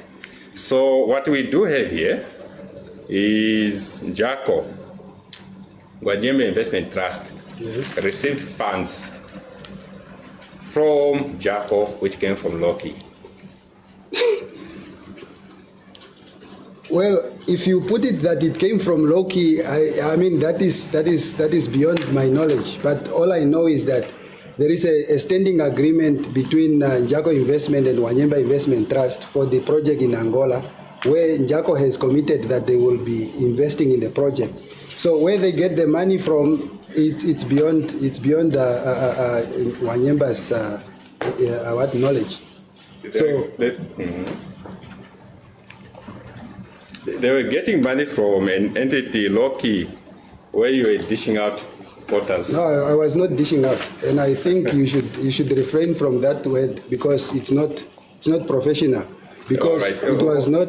it was communicating the quota as a company that is operating in the industry, and whoever they do business with, definitely that is not for me to control.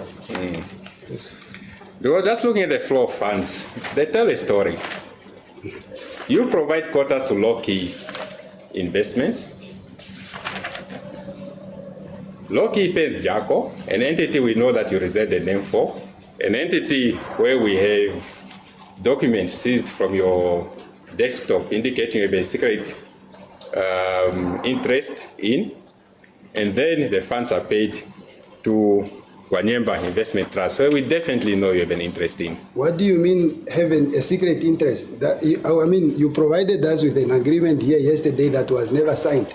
Yes, there was. So definitely an unsigned agreement, as far as I know, is not an agreement. And you just pointed it out when you were dealing with the Novanam agreement.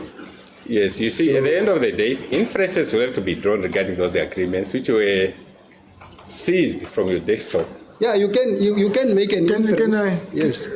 Please cross-examine. Don't debate with a witness. As it is a court, Your Lordship. All right. We can also move on to page 338 of the report. 38. Yes.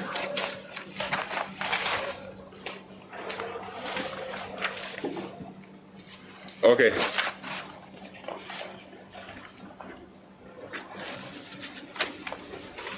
So basically, that is just a summary of the payments as received from Jaco Investment CC. Okay.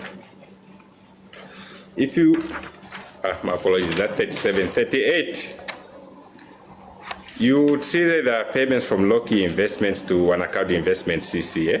30? 338. Okay.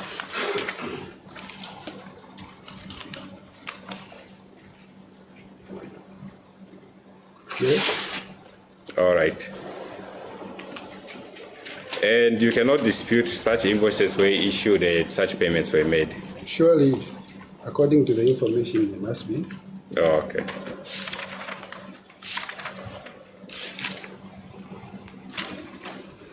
And in your dealings with Wanakadu, do you know why these invoices were issued? I wouldn't know. Oh, okay.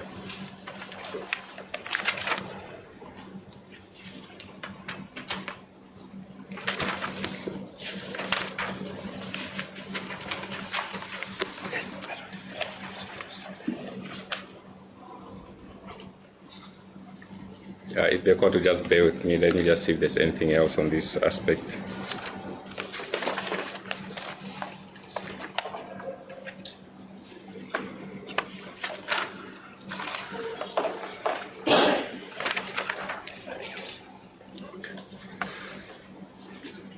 All right.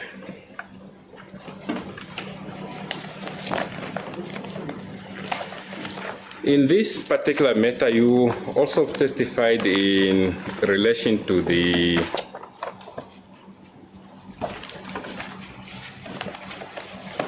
audits, which you said were carried out by Steer and Fenter. That's correct.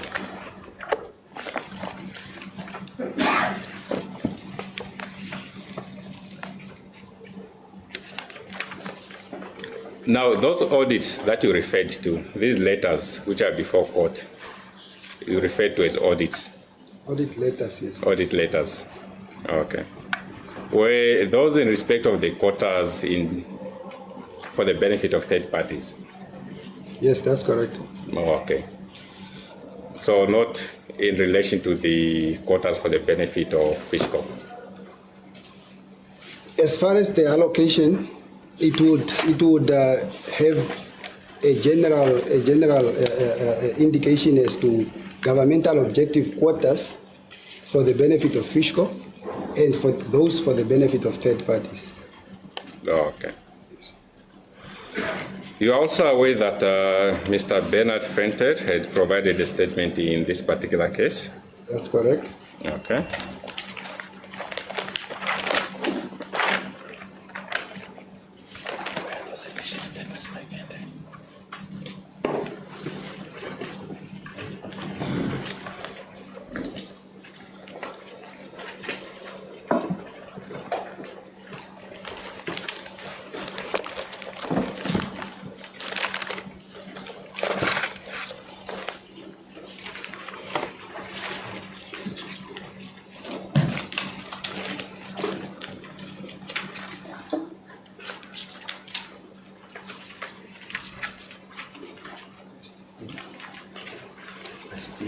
Your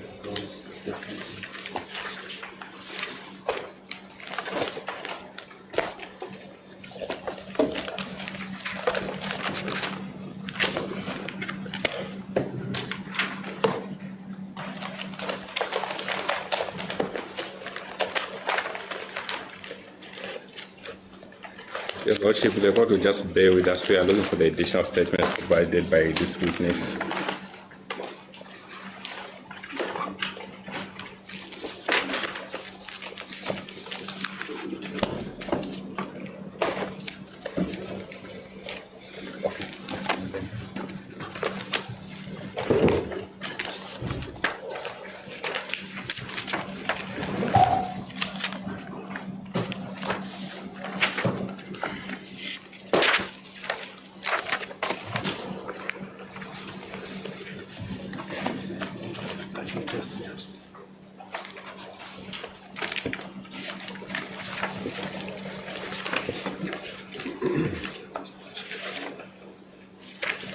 Okay, I just want you to have a look at this particular statement. Just give one to the court. Give one to the court.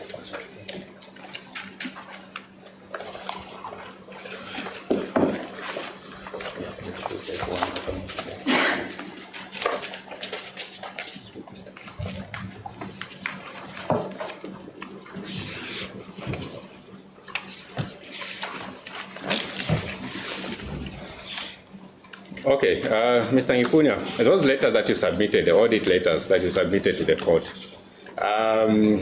is it correct that as a result of those letters, there are also an indication that there was no wrongdoing at Fishco? That's correct. Okay, so you are basing your transactions with regard to the funds which were paid for the third-party quotas on that document to say that the auditors did not pick anything wrong? No, there was a complete audit.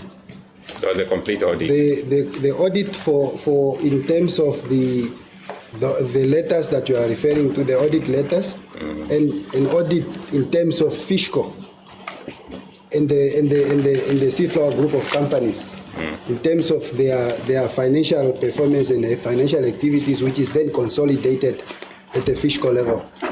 Okay. So there were two audits. Okay. So those letters that you submitted, are those audits? Do you still refer to those as audits? Audit letters, yes. They are audit letters. That's what it says. Okay. When you call them audit letters, what do you mean by that? I just mean that is what the letter itself says, because it's letters that are prepared by the auditors after the audit or during the findings of their audit. Okay. So you cannot say yourself that those are actually audits. No, they are an audit letter, because these are containing the information gathered during the audit. Okay. Yes. If you go to this statement which has been provided, Mr. Bernard Fenton is the one who was auditing the books of Fishco and the third-party quotas, according to you. That's correct. All right. Now, if you go to paragraph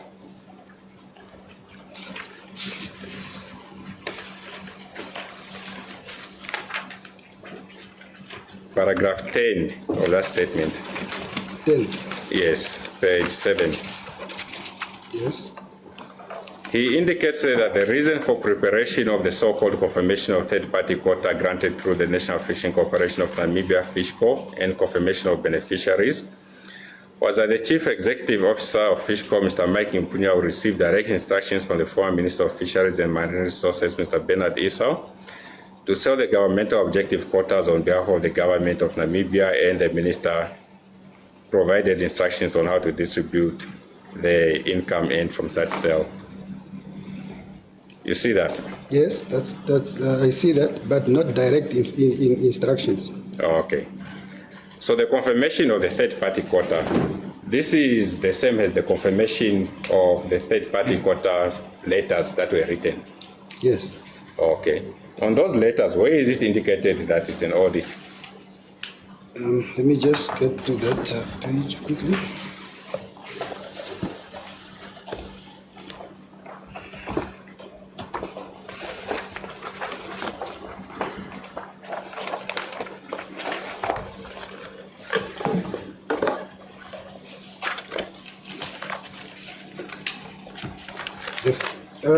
If you go to page 90 of the state's disclosure, it says that in connection with the 30 September. Sorry, Your Lordship.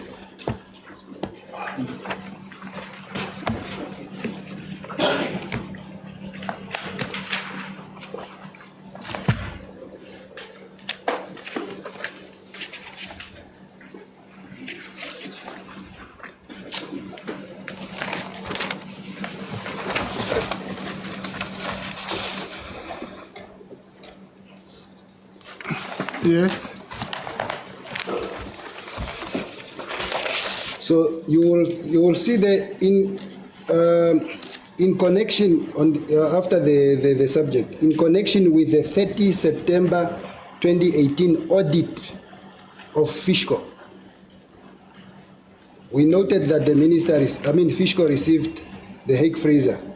So that is it's from that statement that this letter is from the audit. Okay, an audit on Fishco. Yes, on Fishco.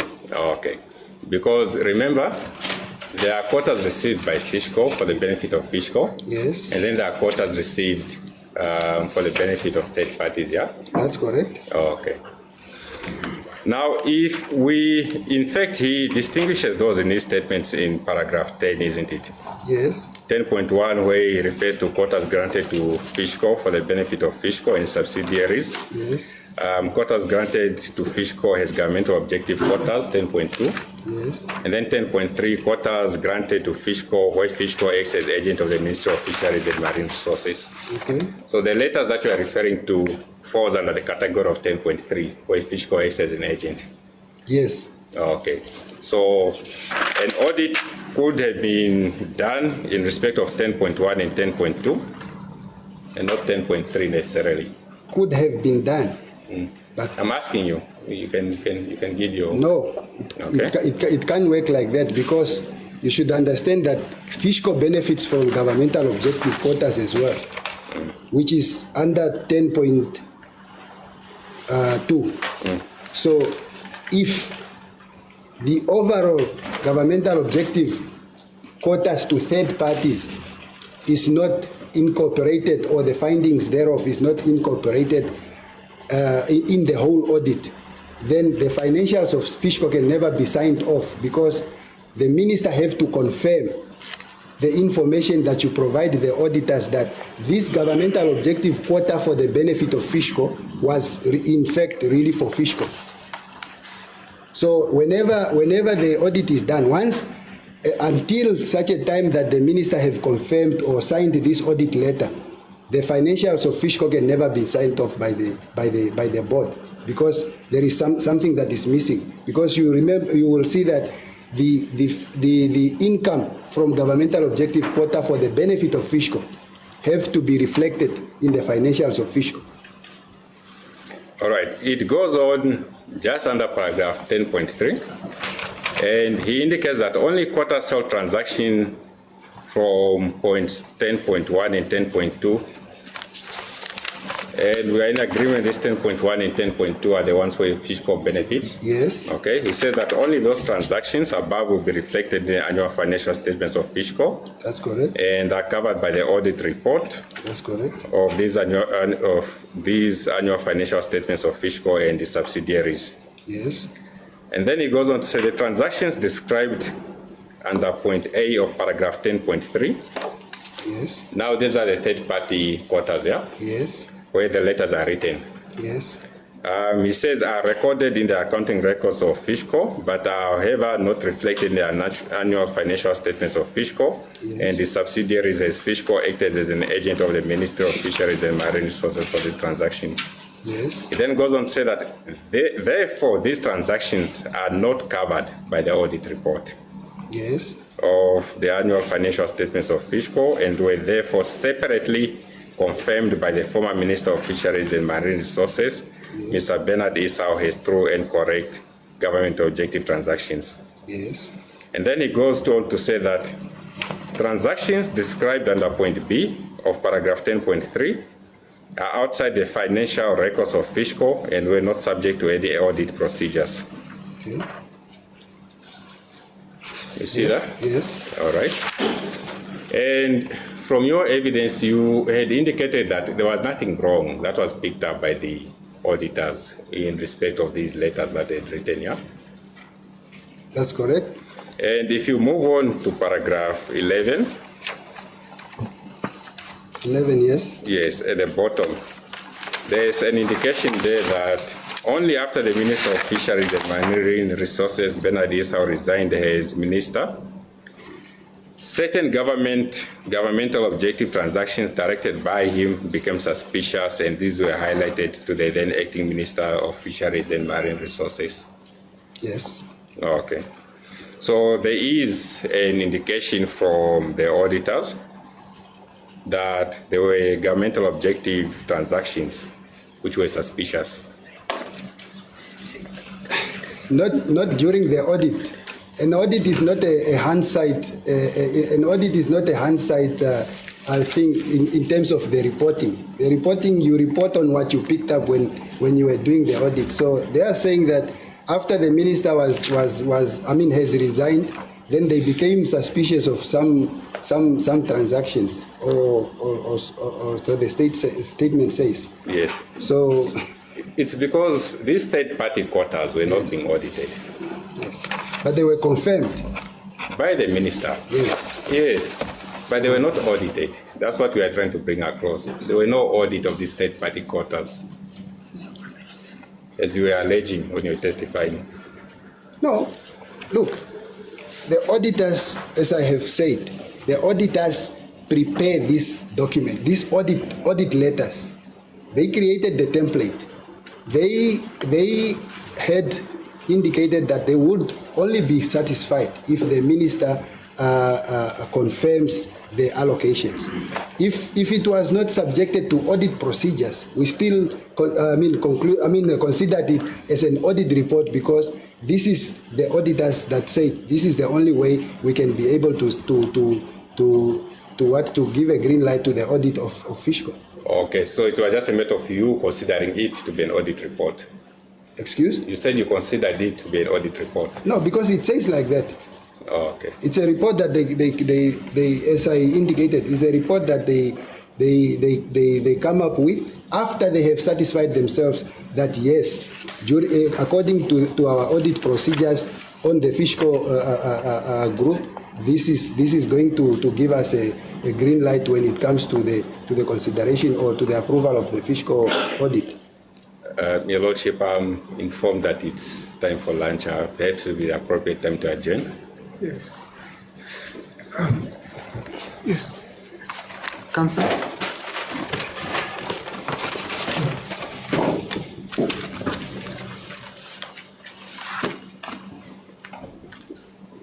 It's 1 o'clock.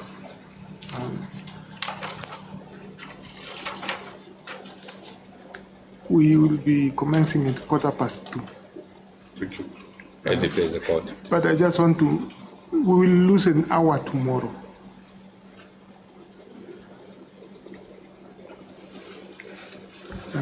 Instead of starting at 9, we are most likely to start at 11. So you start at 10. Sorry? No, we usually start at 10. Yeah, it depends. At times we start at 9. At times we start at 10. But tomorrow I can't start at 9, I can't start at 10.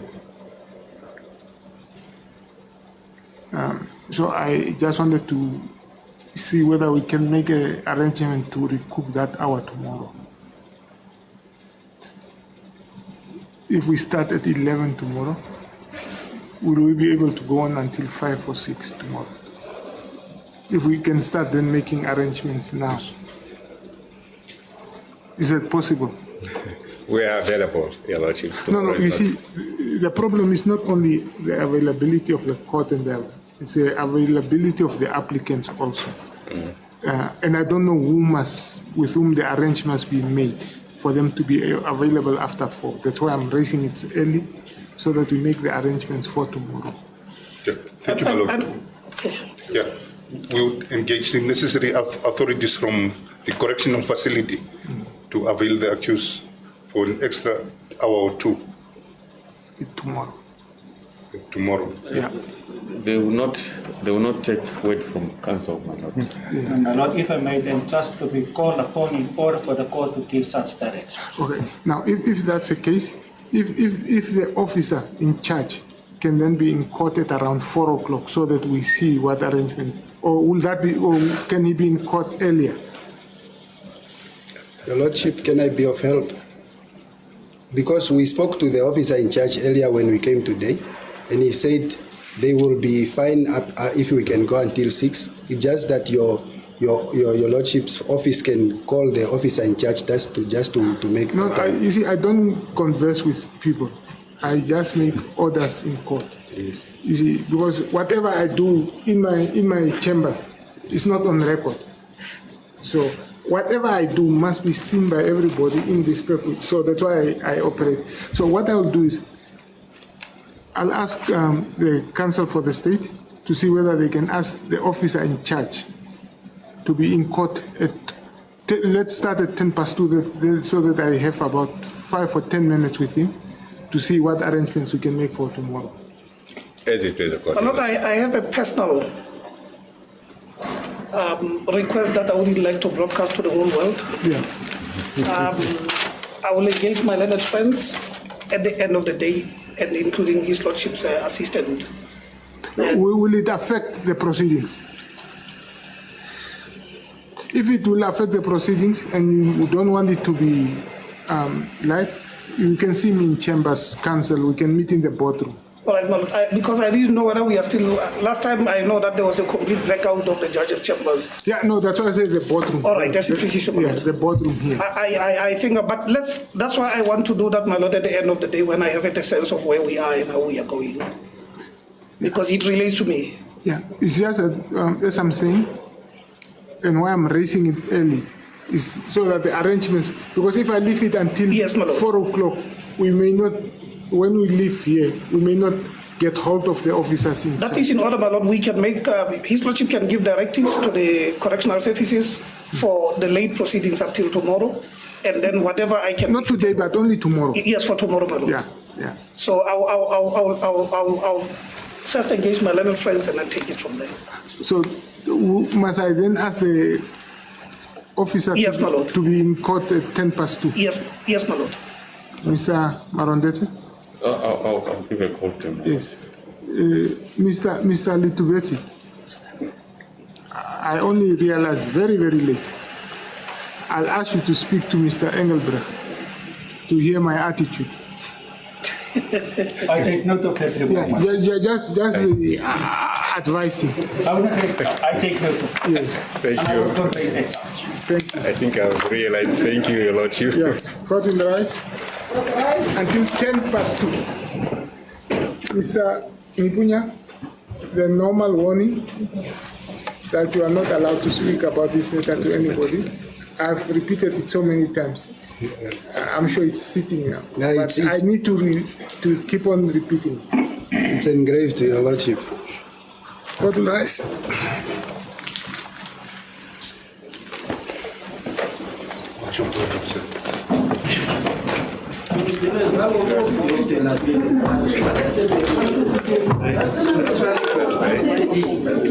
I am sure everybody who's recording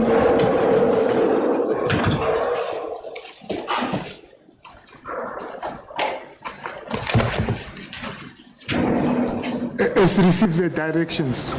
Can I just establish? Everybody who was granted permission to record has received the directions regarding the recording and broadcasting. Am I correct? Can we confirm? And we must adhere to them, please. All right. Yes, Mr. As it plays a court, Your Lordship. Your Lordship, insofar as the application is concerned, which was brought on Friday, we have provided the court and council the necessary authorities and our stance insofar as this application is concerned. Maybe just briefly address the court with regard. I've received them, and the authorities have read them. As it plays a court. Mr. Patela? My Lord, I still stand by my fundamental objections. I don't know whether you want me to address you now or... Yes, on the legal position, in the light of the authorities that have... As it pleases you, my Lord. My Lord,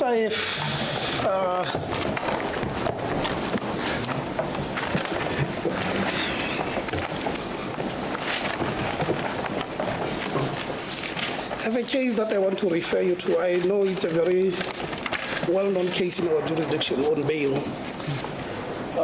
It's a judgment of Charlotte Helena Bota versus the state. There are some paragraphs that I would like to refer to. I know my learned friends refer to it almost on a daily basis, but I have also, in the spirit of courtesy, prepared a copy for them.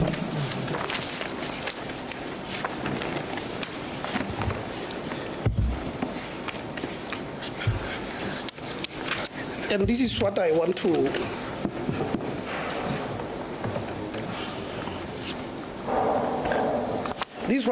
make, my Lord, of the proposal.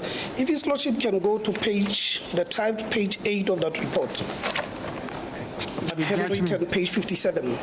Of the judgment. Of the judgment, my Lord.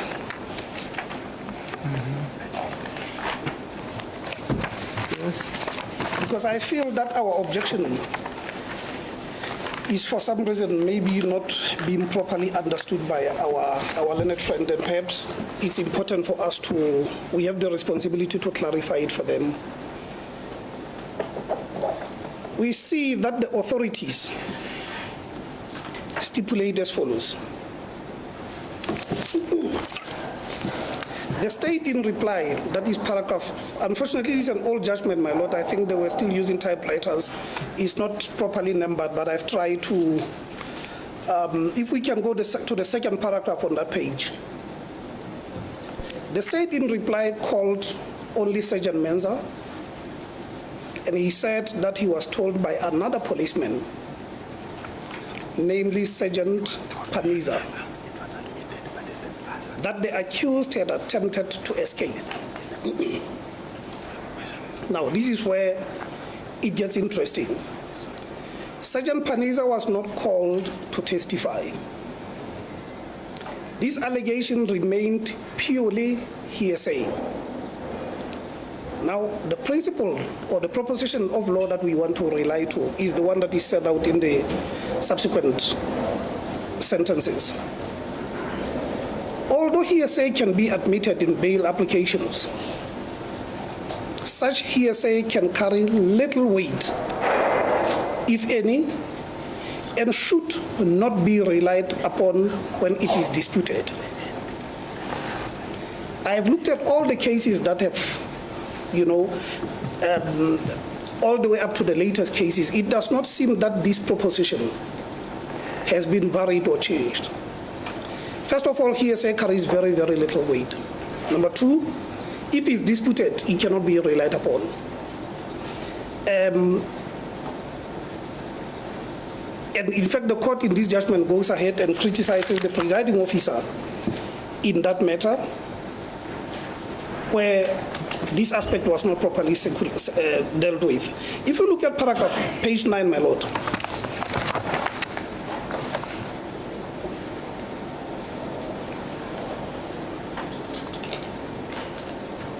the same second sentence as well. Here, Justice Olin tried to, or in fact, he put in context, what is the purpose of a bail application? And he said this is not normally the occasion when and where guilt or innocence of the accused is finally determined. the state should not make bare, and my lord, I want to emphasize those three words, bare general allegations. When they make such allegations, the court should not merely allow it to stand without attempting to ensure a reasonable degree of particularity. Why have I drawn the Honorable Court attention to this paragraph? And this is the reason. When we look at the case that is before us and the charges, it's very clear that Namibia's financial system, according to the state's allegation, they allege that Namibia's financial system was utilized. Sorry? When we look at the charges, especially the payments pertaining to the applicant that is now being, or the witness, all of them hinge on the records, documentary records. All the charges that this applicant is facing. This is not a case where they allege that Mr. XYZ saw you on this particular day or particular night carrying a wheelbarrow full of cash. The case hinges on, during these particular times, there were transfers from the account of X to the account of X's. And therefore, this is the conclusion that we draw from the perspective of the state. And that's why we say this is a very different application than the ones where I had my learned friend last week make an example of that sometimes a bail is made immediately when the person is arrested. The only thing that they have, even the docket itself has not been furnished to the prosecutor general. All they have are just small statements, etc. So the prosecutor or the investigating officer can come to court and testify on those aspects. Here is very different. The case hinges on documentary evidence, information that is already discovered. We have it here. Number two, most of those documents, if the state wants to cross-examine the witness about, they are free to do so. So it's not a case where the investigations also themselves have not closed. I'm instructed that the investigations in this instance have closed. So all the documents that need to be produced, they are, or they should be in the record. And therefore nothing prohibits my learned friends from going to page 100 of the disclosure, page 900, page XYZ, and putting the information and the questions to the witness for the witness to respond. The difficulty that we face when they bring a statement of Mr. X. In fact, at that stage, they had not even identified who this Mr. X or Mrs. X is. They just said there is a witness. There are witnesses in the dockets that may say one or two or other things. We object because, first of all, it's very vague. It does not inform the witness sufficiently. In any event, even that statement itself has not even put to the witness so that the witness can also read it and find out whether they are summarizing, is it in context, is it in every, does this witness qualify what they are about to say, etc. And therefore we say in the unique proceedings that are facing His Lordship, if there is a witness that says he was, he was seen, for example, working in figures of 8 on a particular day, how does that help the court in this particular inquiry? Because that witness is not going to be called to come and testify before the Honorable Court. And we say that question, my Lord, is very unfair. And we summarize and we conclude by saying the purpose of bail proceedings is not to establish each and every aspect and facet of the state's case or the applicant's defense. Insofar as material aspects can be placed before this witness so that the witness can respond for the court to be able to assess at the end whether the case is just strong as it's alleged to be, that can be done, my Lord, without reference and reliance to third parties who are not going to be called for purposes of making submissions before this Honorable Court. We also say this goes down to the issue of the right to fair trial.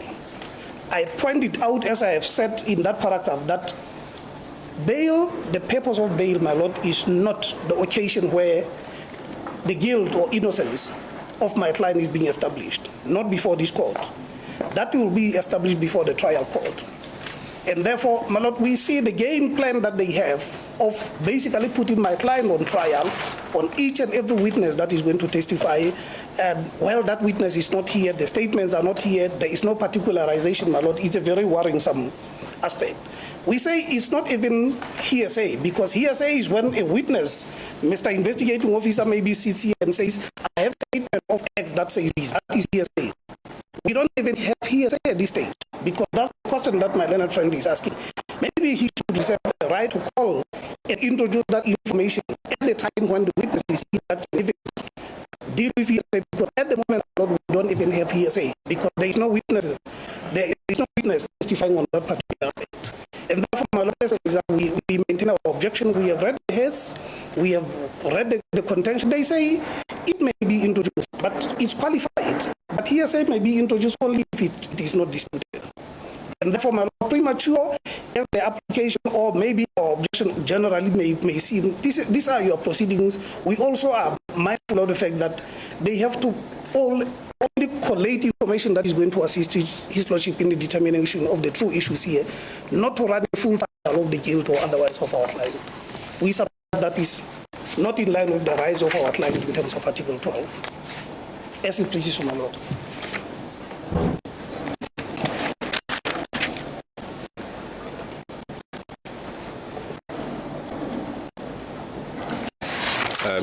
Your Lordship, just to reply on a matter of law.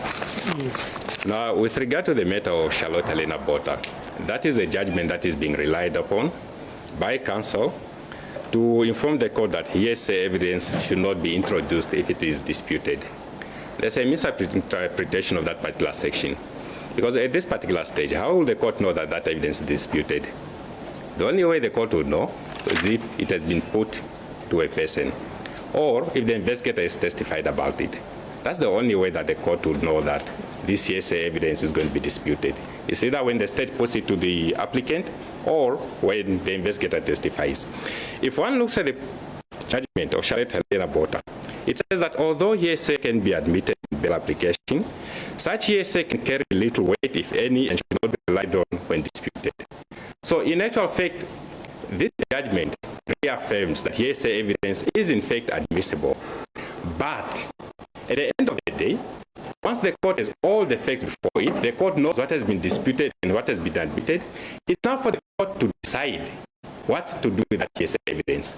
It's for the court to decide, well, does this hearsay evidence carry any weight? It has been disputed now. Does it carry any weight? Maybe it carries a little weight, maybe it carries a lot of weight. So it's for the court to decide upon giving its ruling what weight to attach to the hearsay evidence.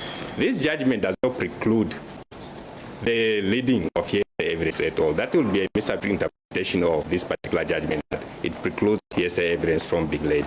Even from a reading of that judgment, it's for the court to decide at the end of the day, as I indicated, whether or not that hearsay evidence is admissible.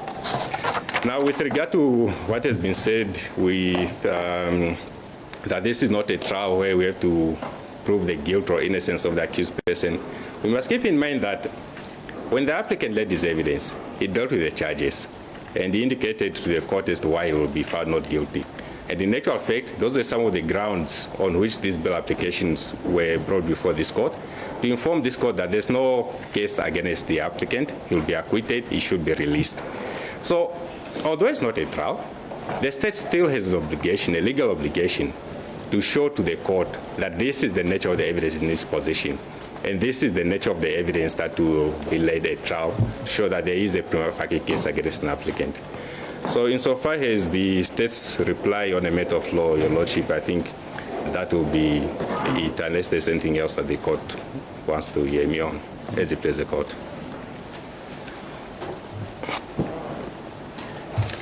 Yes, I only had the benefit of the written submissions. I've heard the arguments by Mr. Patella.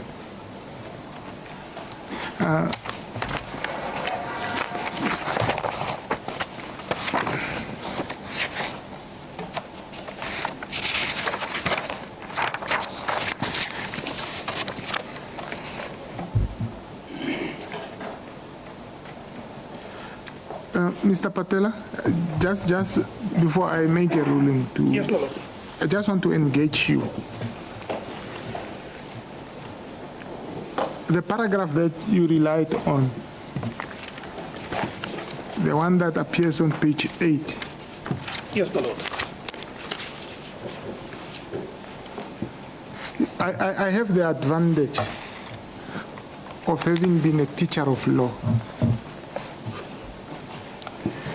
And when I was teaching law, I've always emphasized to my students that the law is easy to pronounce. The law is easy to find. But it's not always easy to apply the law to a specific factual situation and scenario. But the paragraph that you rely on espouses the law. It says,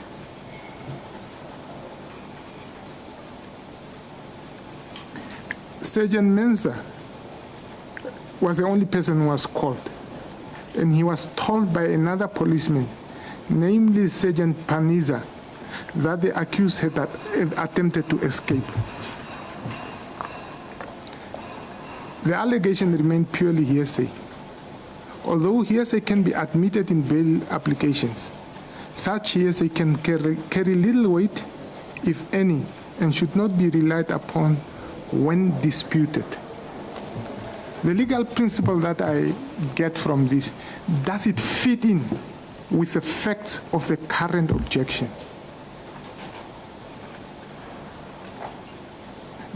Does the facts, because the way I understood it, Mr. Lutubetsi, in cross-examination, not leading testimony, in cross-examination, puts it to the witness and says, the state has a statement by Mr. So and so and so. And in that statement, Mr. So and so says this. Are those facts not distinguishable from the facts pronounced in respect of the law? Well, let me just apply my mind a little bit. It's not an easy question.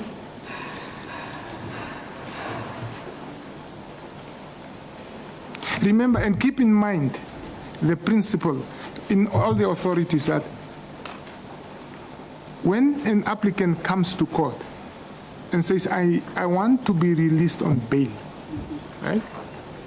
That applicant bears the honors to prove to court that circumstances exist in the interest of justice that he or she be released on bail. Now, what the court has to do is to weigh the interest of the liberty of the applicant and the interest of the administration of justice. Now, what the state then carries is an onus to show that on the evidence that is available and that will be led at trial, there is a possibility that this person may be convicted. And it is therefore not in the interest of justice that he or she be released on bail. Now, if one takes that into account, and all that I want to ask is, the objection or the document that was about to be introduced or on which he relied, does it fall in the factual setting?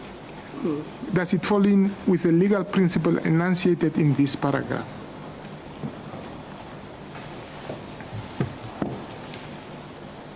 Let me just confirm with my learned friend, my lord. Yes. Yeah.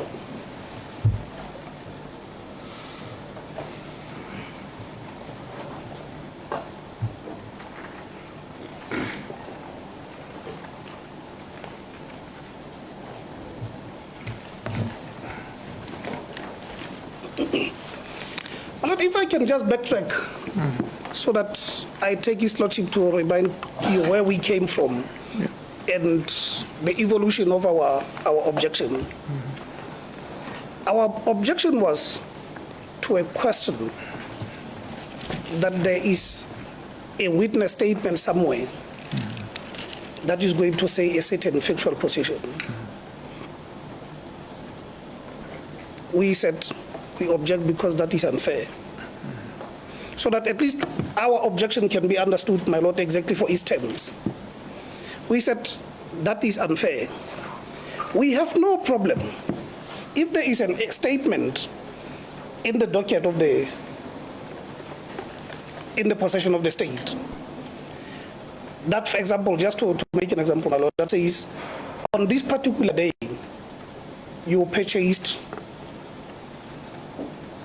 a certain number of cattle with these marks. That can be put to the witness. But not a statement that says,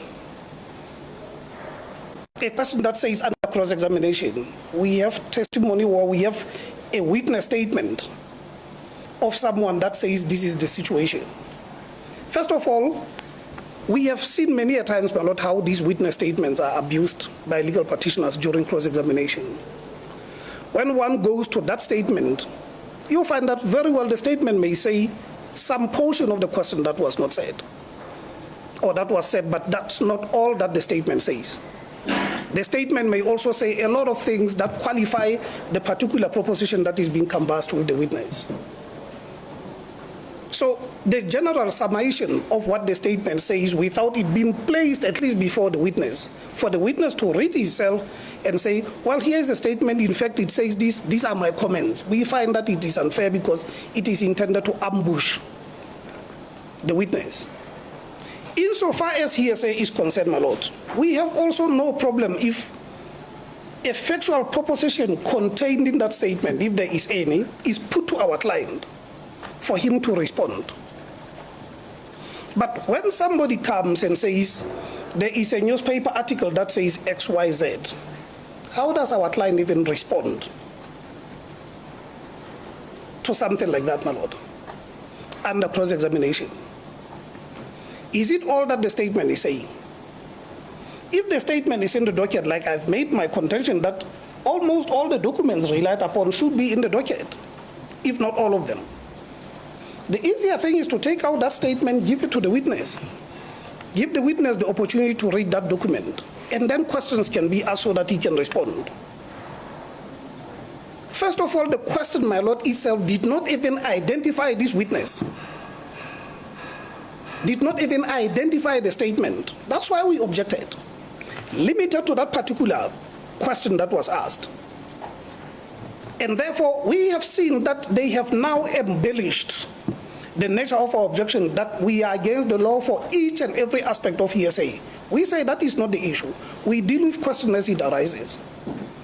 And the manner in which the question was formulated, my lord, generated the necessary response for us to respond. But if he puts the question differently, provides, a bit more clear, who is this particular, what exactly does it say? Where does this person say this? Give the witness an opportunity to look at that particular statement. We will then apply our mind at the right time, my lord. And therefore, we say our objection, not in terms of the law, because we have cited this judgment to say, also we have a right to dispute, because the contention that was put forward was that, we are allowed to put hearsay. You were not advised by the person that was put in that contention that, but if it's disputed, my lord, you can reject it. When it can be disputed, how it can be disputed. It was just that, no, in fact, in many courts, this is allowed, hearsay is allowed. It's allowed with qualifications. But we are looking at the specific aspect, the fairness of the question that was put, the particular question. And if there are disputes, my lord, we can go back now to the record to see what exactly was the question that was posited forward. And then his lordship can make a ruling whether that particular question, because you cannot rule also on each and every aspect. It has to be related to a particular question that was put forward. Those are our submissions, my lord. Unless if you have questions, my lord. No, I have no questions. Thank you, my lord. Having heard you and having read the papers, I direct that, yes, Mr. Litubeti is entitled to put a question, but in his entitlement, he must identify the statement, identify the person who's coming to testify, and give the witness an opportunity to look at the statement. We are indebted to his lordship, my lord. As it is a court, your lordship, the state will do so. I just want to place on record, all these statements have been disclosed to the parties and the accused person, but we just made additional copies just for purposes of these proceedings. Yes. Yes, Mr. Nghipunya, you can. I've also provided a list to my colleague regarding the witnesses who will be called, so they should not In the main trial. In the main trial, Yes. So if you want to look at them in advance, he's free to do so. Lord, I confirm that this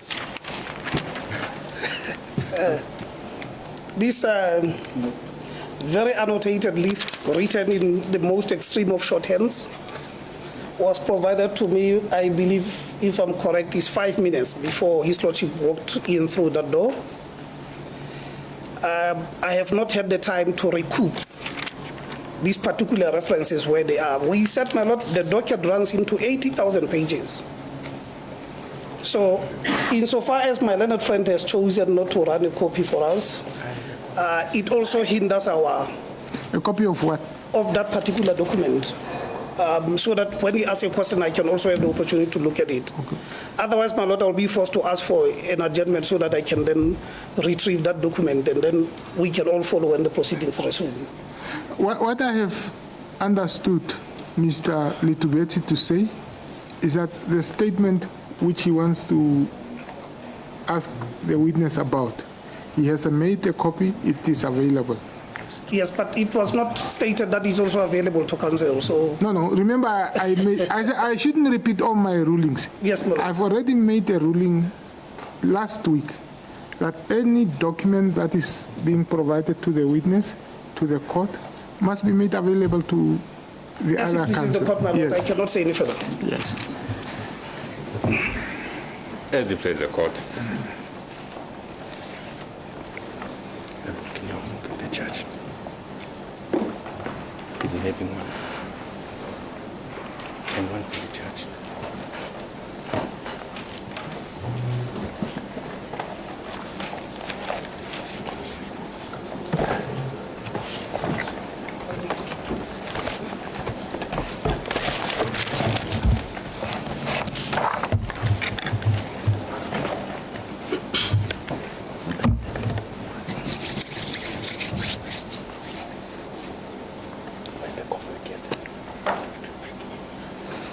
Yes, Mr.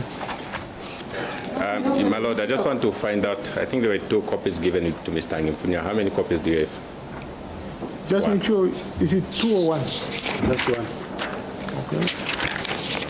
Yes.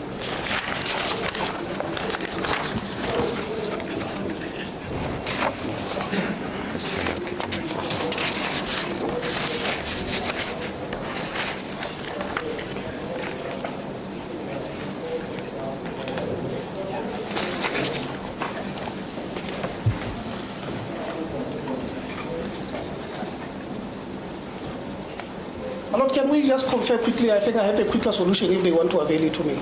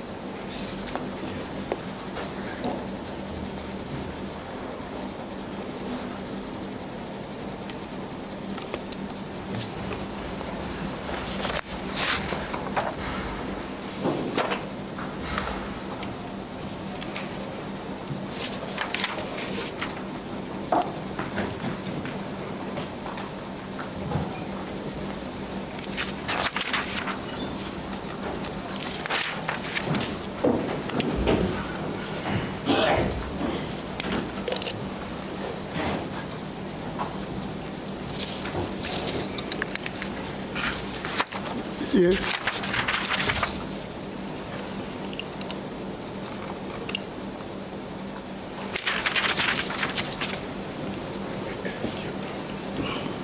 As it pleases the court. Thank you, Your Lordship. Mr. Nghipunya, you have a statement of Mr. Kelvin Kaisi before you. That's correct. All right.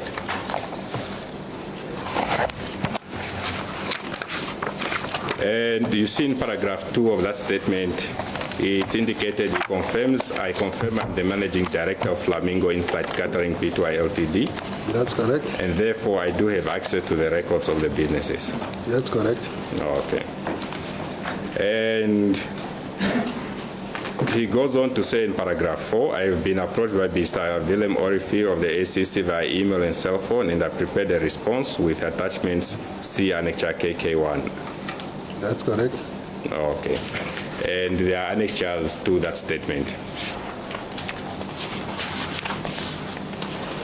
That's correct. All right. And if you go to KK1 that he refers to,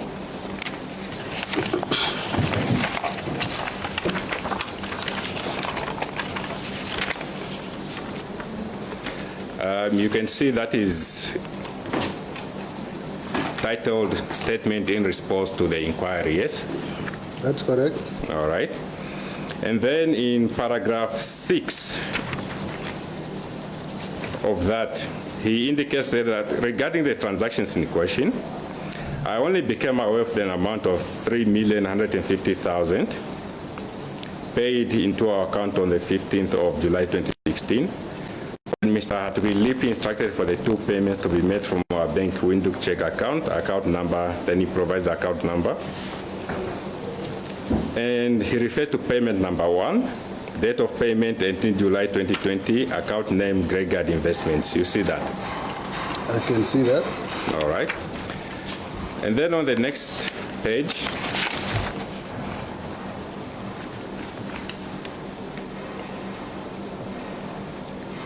now payment number 1, the amount is $2,100,000.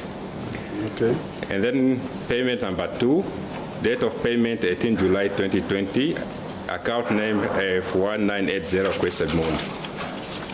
Amount $1,050,000. You can see that. That's correct. And then a signature at the bottom. Yes. Okay.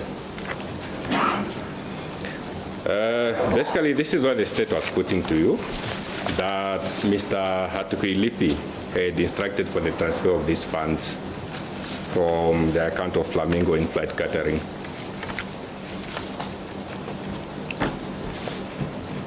Yes, I was just putting it to you. Okay, for my noting. Yes, just for you to note. If you want to comment, you can comment. If you don't, you don't. I'm just putting the rest to you. Okay. All right. Do you still have your forensic report there with you?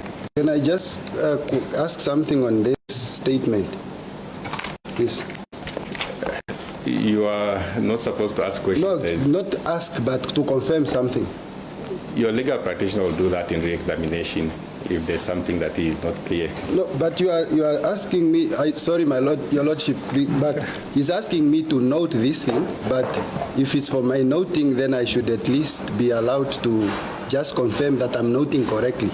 Okay. What is it? All right. What is it that you? No, I just want to say to confirm that this statement or this annex just says payment number 1, date of payment 18 July 2020 to Gregard Investment, and then payment number 2, date of payment 18 July 2020 F180 Quisebmut. 1980, not 180. Sorry, 1980 Quisebmut. Well, yes, that is what is written on the statement. Thank you. All right. Do you still have the forensic report with you? Right.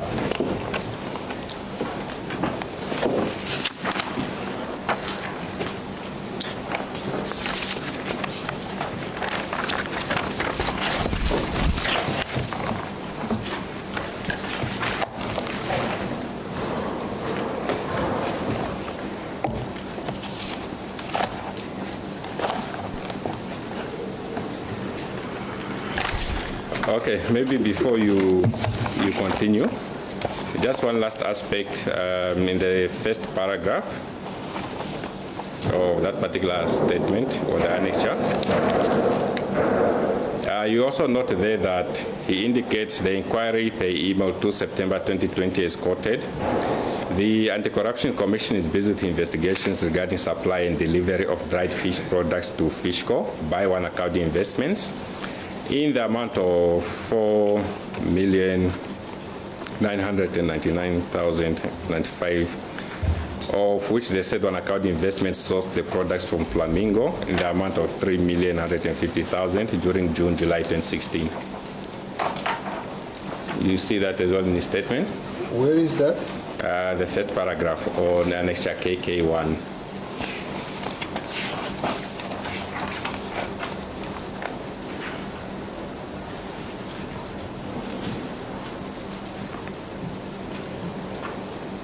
Third paragraph. Paragraph 1.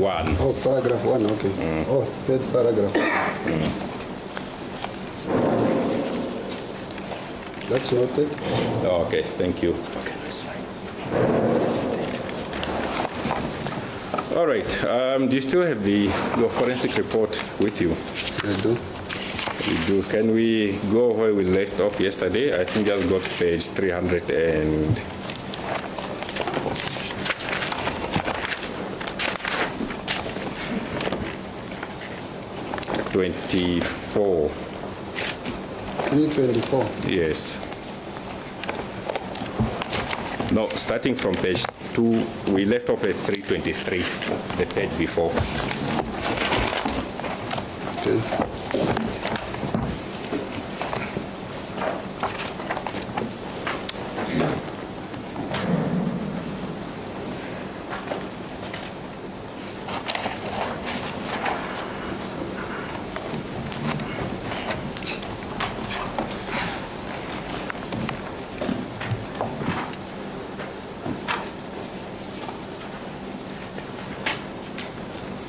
All right, yesterday we dealt, not yesterday, my apologies, Friday. We dealt with paragraph 10.256, where the distribution of the funds that went to Flamingo in-flight catering is reflected, that the amounts were paid to the entities F1980 Quisabund and Greygard Investments CC. Now, let's take it from there. At 10.257, there are further payments which were made from F1980 Quisabund Pty Ltd, where it's indicated that an amount of 800,000 was paid to Kambadara Trust. You see that? Yes. Okay.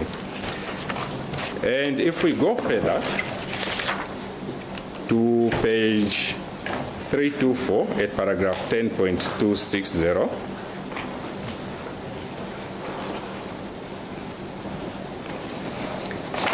the amount that was paid in Greygard Investment CC of 2.1 million, the distribution thereof is indicated there. You can see that?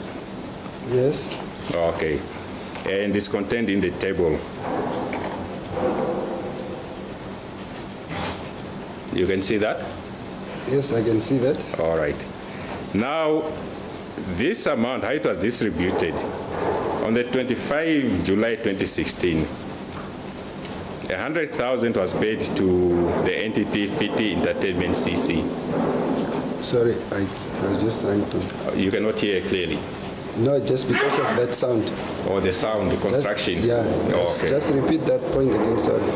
All right, I'm saying that on 25 July 2016, an amount of 100,000 was paid to the entity Fit Entertainment CC. I can see that payment, but Your Lordship and Council, this is why I was trying to just, because you brought this to my attention, and I think it has relevance to the payments that you are talking about.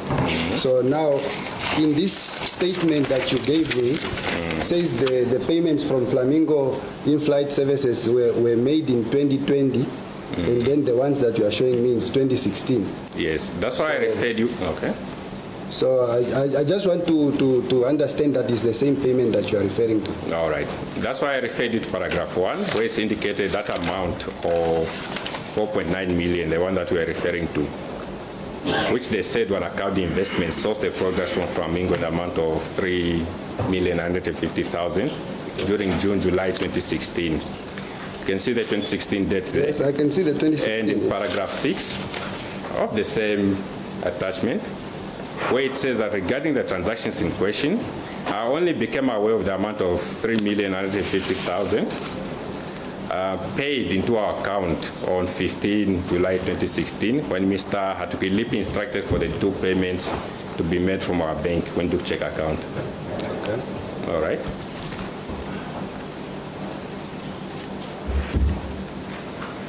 Okay. If you look at that diagram, you can see that on 27 July 2016,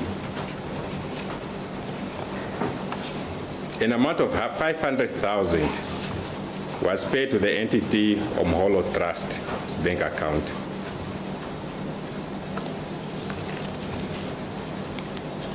I want to find out from you, are you aware that Mr. Shangala has an interest in that trust?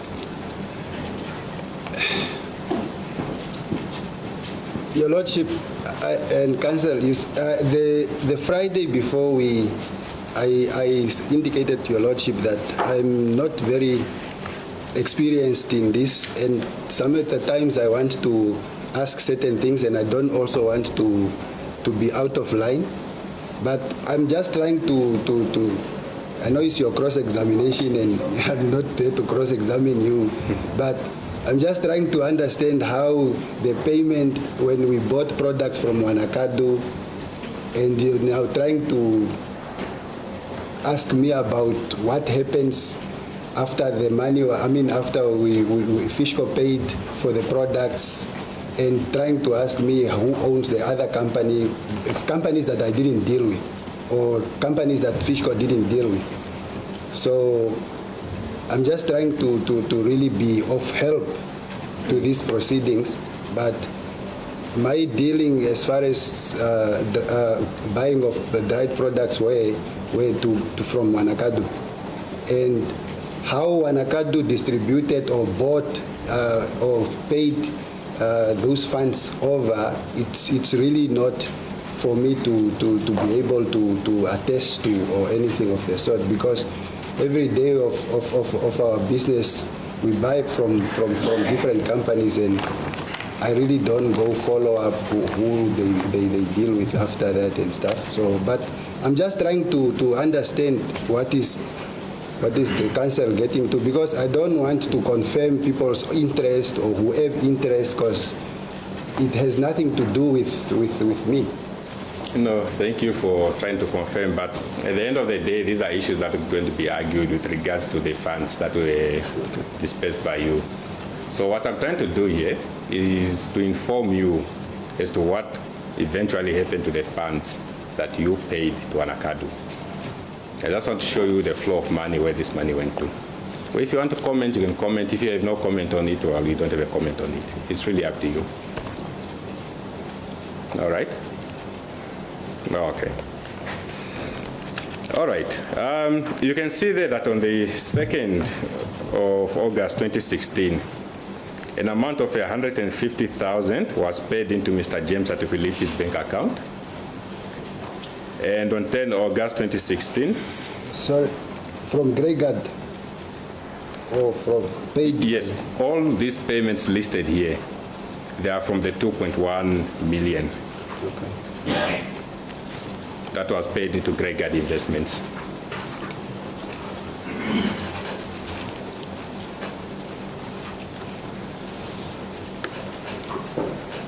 I'm following. All right. Okay.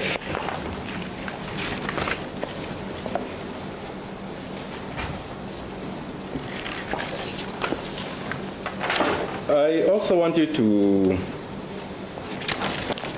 we can leave the payments for now. That paragraph deals with all the payments that were dispersed. I want you to go to page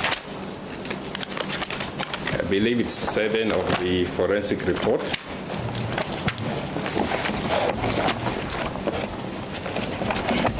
Seven. Yes. Yes, page 7.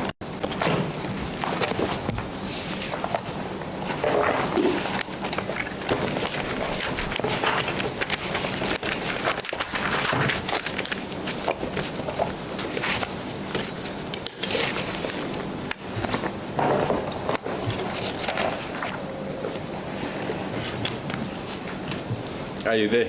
Yes. All right, and on that particular page, it shows the devices that were submitted, the custodian's name, the serial numbers, yes? Yes, that's correct. And your name appears twice on that page, is that right? Yes, that's correct. With regard to the Samsung Galaxy A20 and the Dell desktop PC.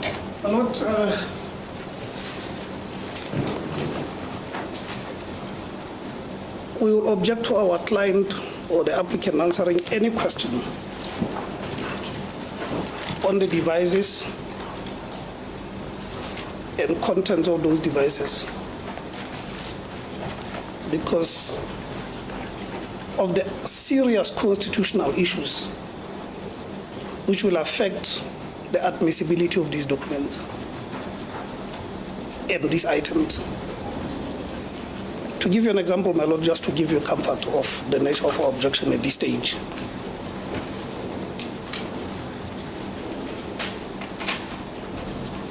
The ownership certificates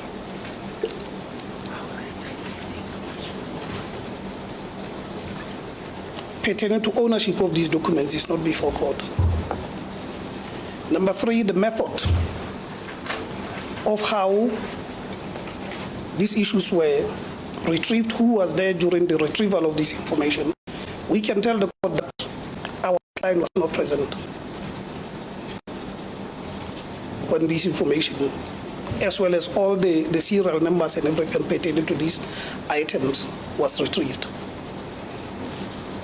We plead with His Lordship to allow the objection in view of the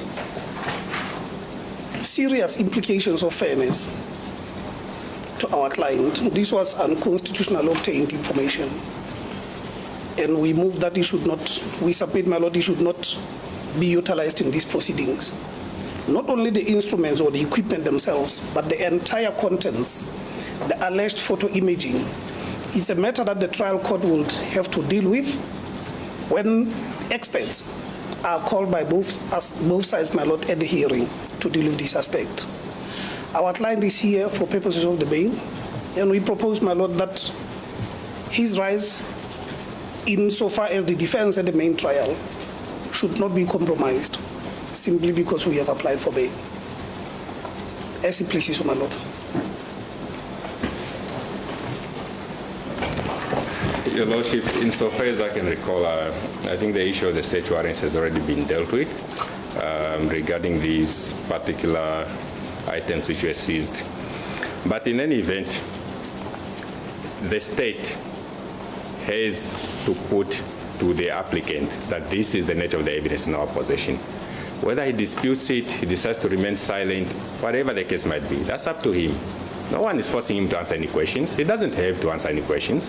But we cannot be prevented from putting it to him that, well, this is the nature of the evidence that we have against you. This is the nature of the evidence that will consequently be laid in order to prove the case against you. We cannot be stopped from doing that. If he chooses not to answer, well, that is up to him, Your Lordship. I respectfully submit and kindly request for this honorable court to provide the court with an opportunity to put its case to the applicant regarding the nature of the evidence it has against him.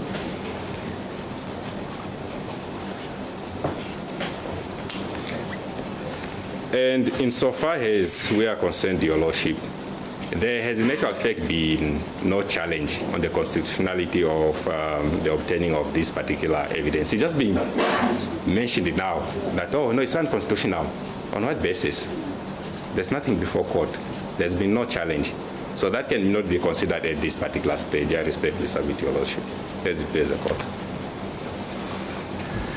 Yes, in my view, at the bail stage, the state is entitled to inform the witness and the accused person of the nature of its case and what it will do. I therefore, if the state says we have had access to your devices, we have extracted the following information from your devices, that's what they have done, and that's what they intend to lead at the trial.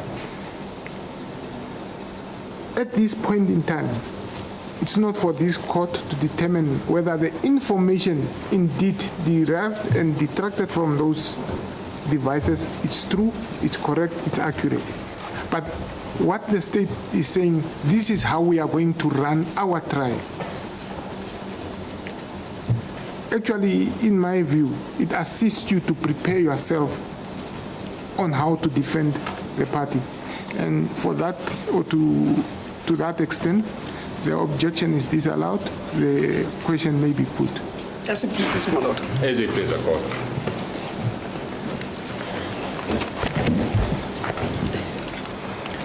There are two devices. Let's deal with the second device, where it's indicated custodian Mike Nghipunya. This is a Dell XPS 2720 desktop PC. You see that? Yes, I can. This device has been identified as your device.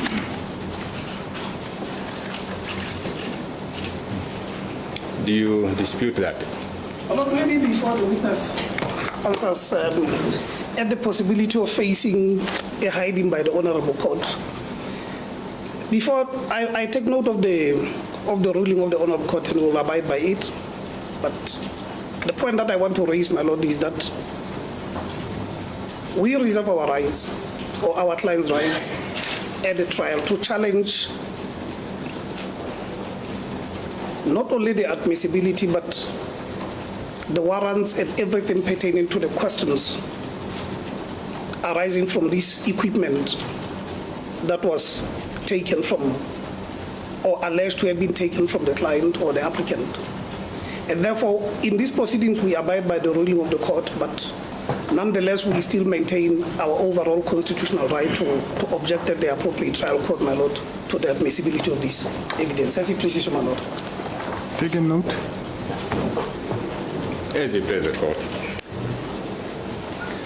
What is your answer? Do you dispute that you are the custodian of that? I cannot confirm that I'm the custodian of the computer because I don't know the description. I have never been provided with the description, serial numbers and all that. So, but I take note that it's put there that it's I'm the custodian, or it was retrieved from my office or whatever. But I cannot confirm to the serial numbers and all that because I don't know the description of the equipment. Oh, okay. All right. Wanakadu Investment CC.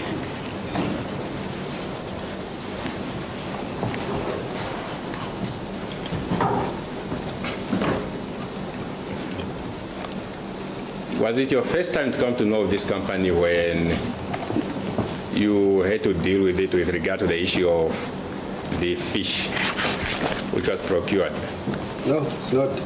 When was the first time to deal with this entity? Well, the first time was when the owner has introduced the company to myself in support of that they will be doing, they would be interested in supplying us with dried fish products and any other services that they would that they provide.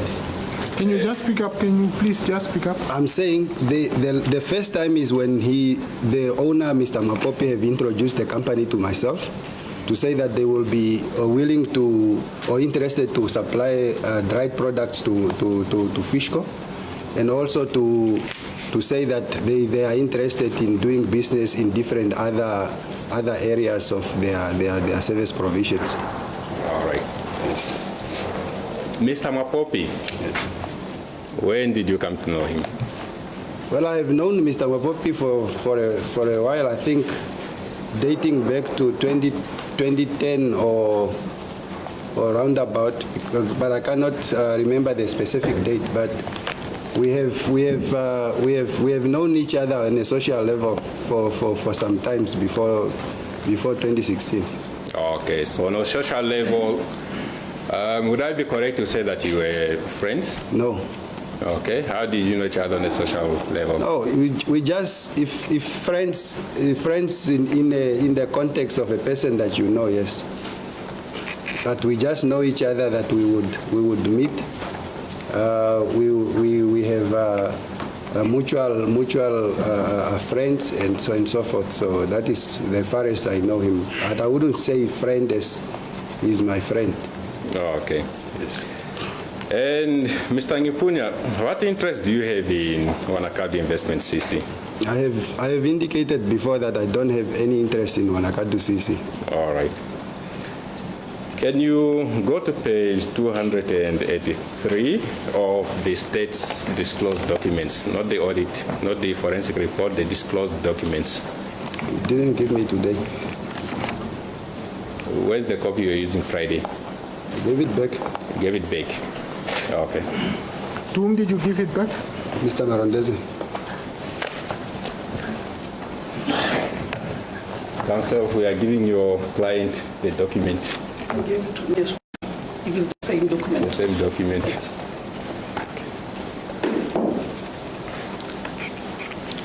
Just show it to Mr. Patela.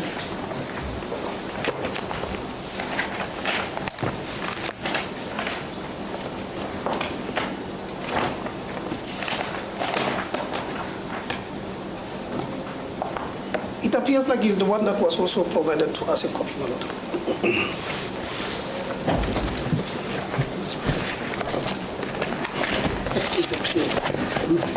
Page you say? Page 283. 283. The handwritten. Yes, Your Lordship, the handwritten pages.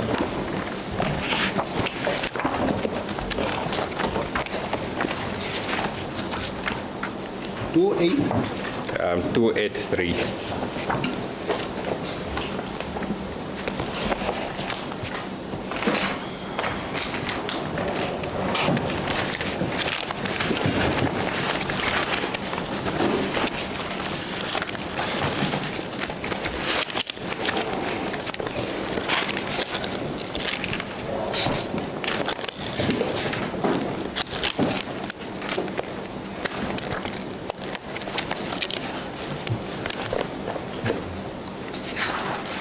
All right, are you there? Yes, I am. Okay. Now, the information that we have from page 114 of the audit report is that this document was retrieved from Mr. Nghipunya's Fishco Dell XPS 2720 desktop computer. This is where this document comes from the computer they've identified as yours. As I indicated earlier, I don't want to interrupt my learned friend's cross-examination more than I need to. I just want to place it on record that these questions pertaining to the documents that were extracted from whatever equipment that is alleged to have been Mr. Nghipunya's, we have general objections to all those questions, including the particular equipment itself, and therefore I raise this general objection, my lord, so that it's there on the record. I don't have to rise up every time a question is put up on these things, so that we can maintain the efficiency of the proceedings. As it pleases you, my lord. As it pleases the court. Now, this particular document, it's titled Memorandum of Agreement entered into between Mike Nghipunya with the ID number 840720101154. You see that? Mm-hmm. What is your ID number, Mr. Nghipunya? That sounds like my ID number, yes? Sounds Is it yours or it sounds? Yes, that's my ID number. It's your ID number? Yes. Okay, thank you. The agreement is between Mr. Nghipunya and Mr. Philippus Mapopi, ID number 85021210548. You see that? Yes. And the title of that agreement, in respect of the ownership of Wanakab Investment CC, registration number CC 2016-05298, and utilization of revenues received or generated by this entity. That is the title of the document, yeah? Yes, that's correct. All right.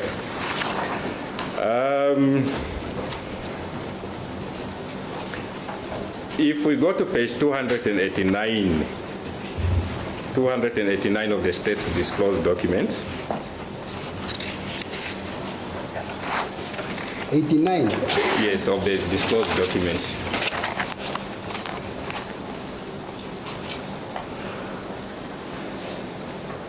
There's a letter that was written to you by Mr. Mapopi, correct? 89? Okay. 289. Yes, okay. Two of the disclosed documents, state's disclosed documents. Yes. You are there. You have that letter with the letterhead Wanakadu. Yes. You see then the last paragraph, they indicate the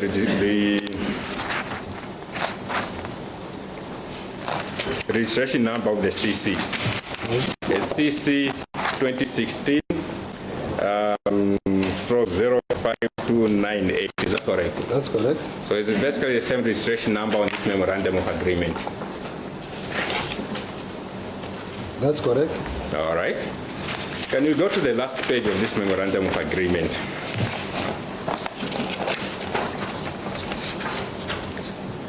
There's a signature that appears there, yes? That's correct. Whose signature is it? Looks, that's my signature. Okay. And this document is also initialed on each page, correct? Yes, that's correct. Whose initial? My initials. Your initials? Yes. All right. If we go to the introduction, paragraph 1, it reads that Mapopi and Mike agreed to register a company, Wanakab Investment, with Mapopi as the sole shareholder, representing the interests of both parties on a 50-50 basis for the proceeds of the company. That is what is there. That's correct. Okay.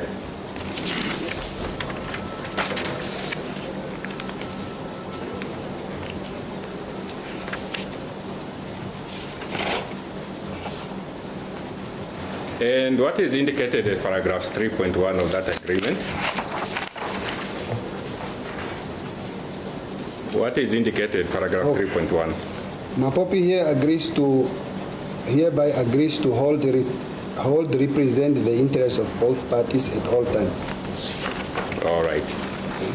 And consideration. What was supposed to be the consideration in terms of this agreement? In consideration of the representation by Mapopi for the parties. Okay. My apologies, sorry to disturb you. I don't want you to come back to it. But I think just for record purposes, for the right of the parties, just indicate the entire paragraph. What are the rights of the parties, and then you can come to the consideration afterwards. From 3.2, you mean? Yes, please. Mapopi agrees not to claim ownership in part or whole or of other funds transferred to the company account from time to time, thereby recognizing that such funds are not part of the day-to-day operations revenue of the company, but belonging to Mike. Mike agrees not to claim ownership in part or whole of operational revenue of the company as that will be shared on a 50-50 basis whenever distributed. All parties agree to notify each other at all times before utilizing any funds of the company for any purpose, regardless of the amount so utilized. All right. And the consideration? In consideration of the representation by Mapopi for the parties, Mike will remunerate Mapopi from other funds as they come in from time to time without being compelled to do so, but rather in good faith.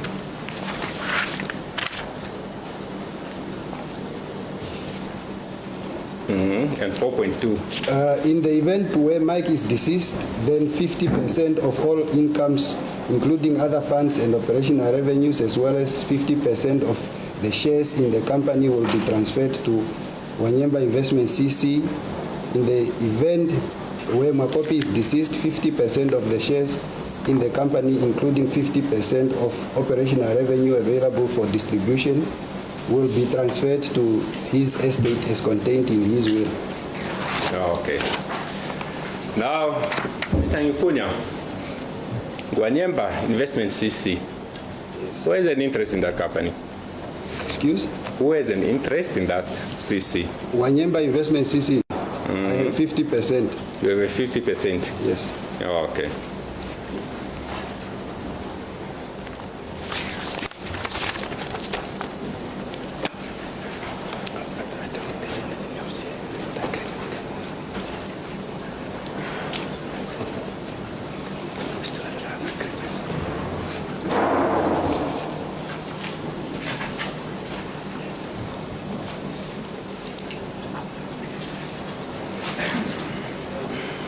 Okay, so insofar as this agreement is concerned, the date is not really depicted on when it was signed, but it indicates in 2016. On the last page, it just shows 2016. Yes, I can see the 2016. And in 2016, it's the same year that dried fish was sourced by Mapopi from Fishco. That's correct. Okay. And we know that there was at least, let me just get the correct figure so that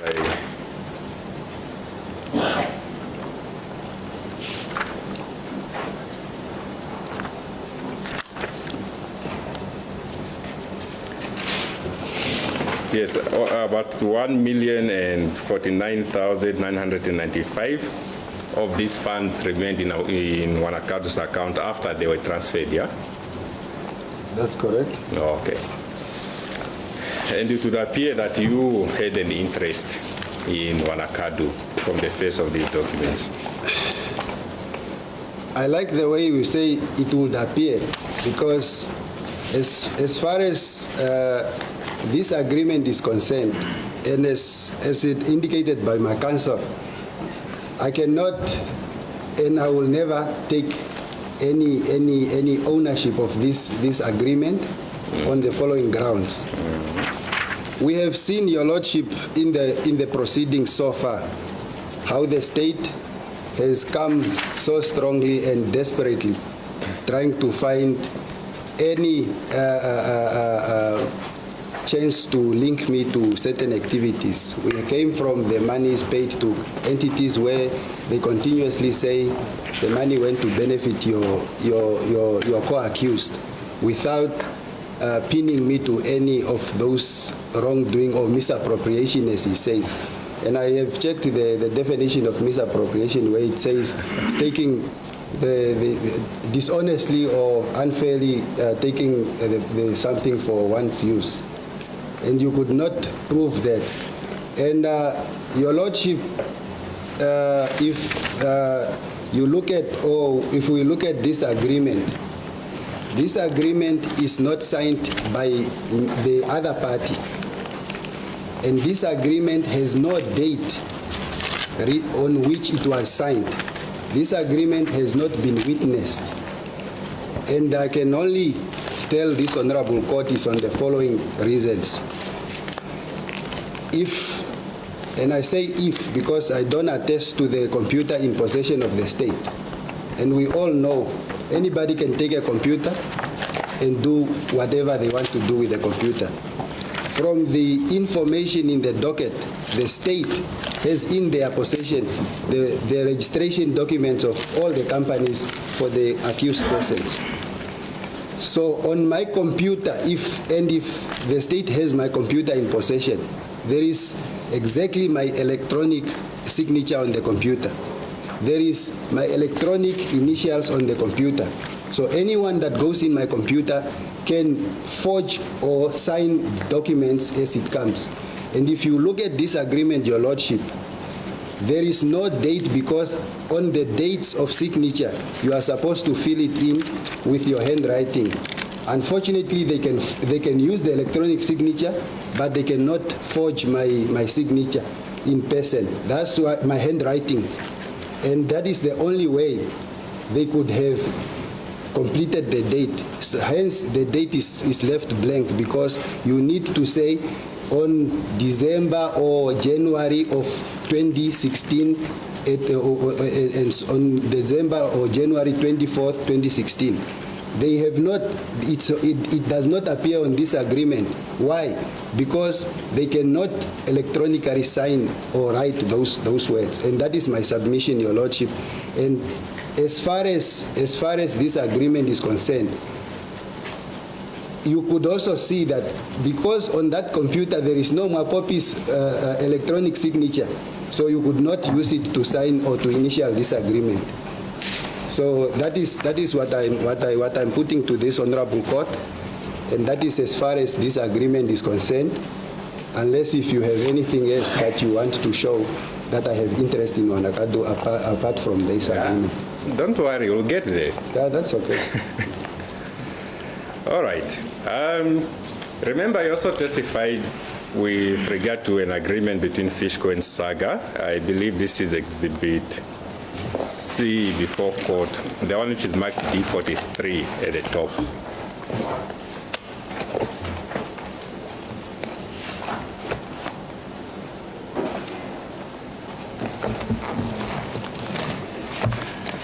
Do you recall that? The commercial fishing right harvesting agreement between National Fishing Corporation, Namibia Pty Ltd, and Saga Seafood Pty Ltd. Which page is that? It's Exhibit C before court. No, it can't be C. My apologies. I thought it's Exhibit C, but it's marked D43 at the top. I believe it was submitted as an exhibit.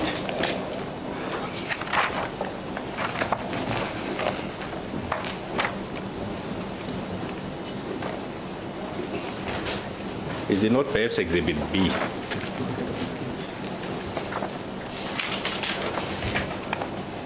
D43. Yes, Your Lordship, D43 on the top, highlighted in black. I don't think that one was admitted into evidence as an exhibit.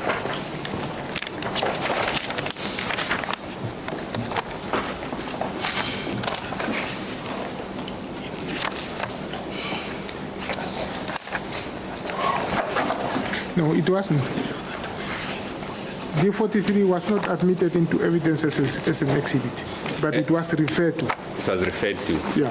as it in the court. Taking into consideration that the defense introduced it, is there any objection for it to be admitted? Mr. Patela?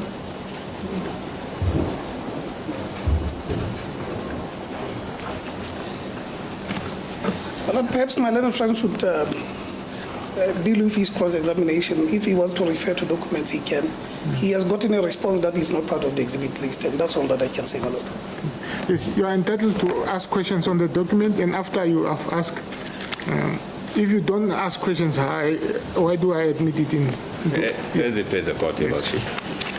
All right, you are the one who, if you go to the last page of that document, you signed that document, yeah? Do you have it before? I don't have it. We don't have any additional copies for the agreement between Saga and Laimi.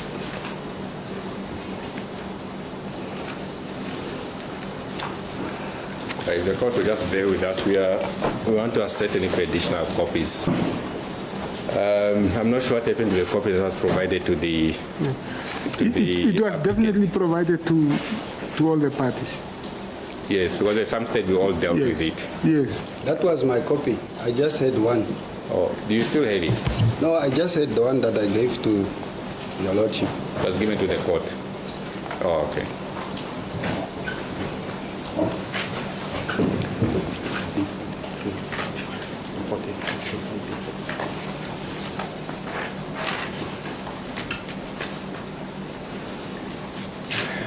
Your Lordship, it appears we do not have any additional copies with us.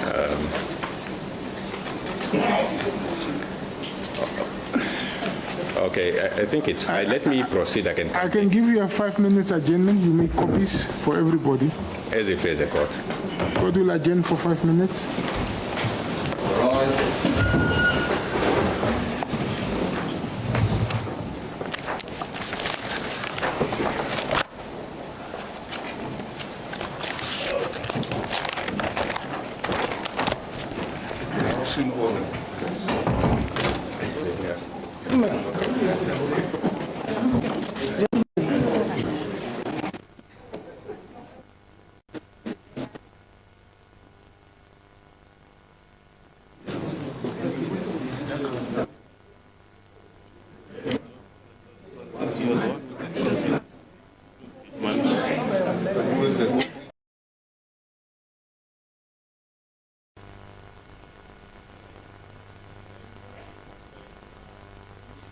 This agreement.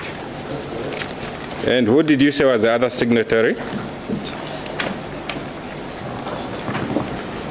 should be A.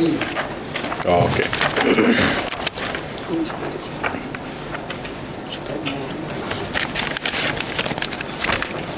Your Lordship, there's no objection. There's a request for this agreement to be submitted as an exhibit. I don't want to repeat what has already been testified on the contents of the agreement.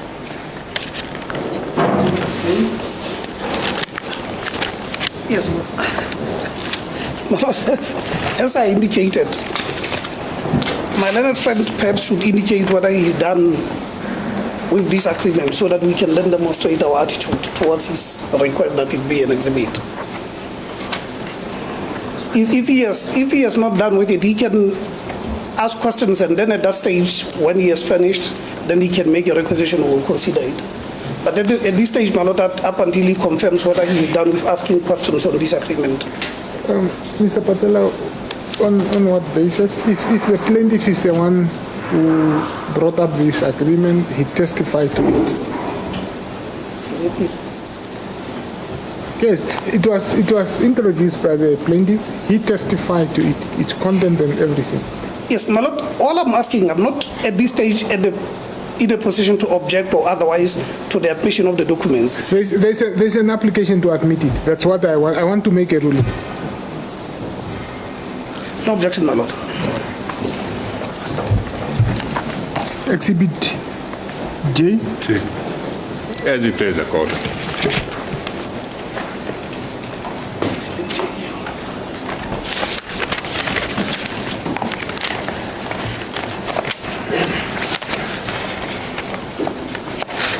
Okay, from what I recall from your testimony, you had indicated that the payments from this agreement were for the benefits of Fishco and sea flower pelagic processing. Is that correct? That's correct, yes. Okay. So it was not for any other third party? No. Okay. Now, you testified with regard to the 10,350,000, which was paid by Saga Seafood to Fine Seafood Investment Trust. You recall that? That's correct. And you said that this money is not connected to any usage agreement. That's your evidence?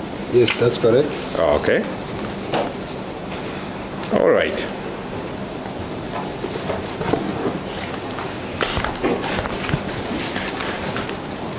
You also referred this court to certain exhibits from the Ministry of Fisheries and Marine Resources, a letter that you received and a letter that you wrote. That's correct. For titled Proposal for Public-Private Partnership on the Management of Production Facilities at Hada Process Training, Monitoring and Extension Center. You recall that? Yes, that's correct. Okay. Just to recap, on your evidence, what was going on with regard to these letters? It's what prompted you to write a letter to Mr. Anderson of Saga. That's correct. Okay. Wherein you, just give me a minute.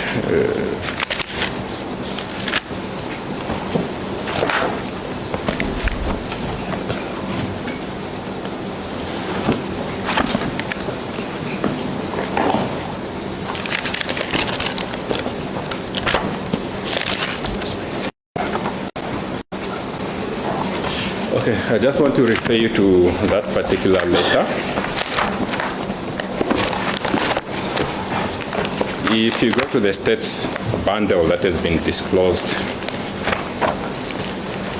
page 208. 208. Yes.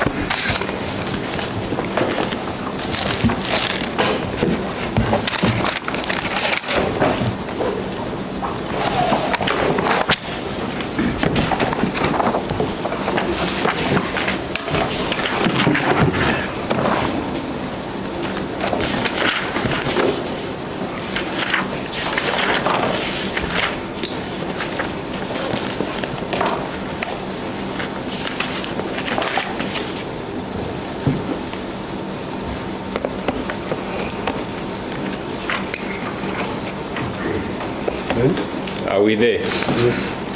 Oh, okay. So that is the letter that you wrote That's to Mr. correct. Anderson of Saga Seafood. That's correct. And you signed that letter. That's correct.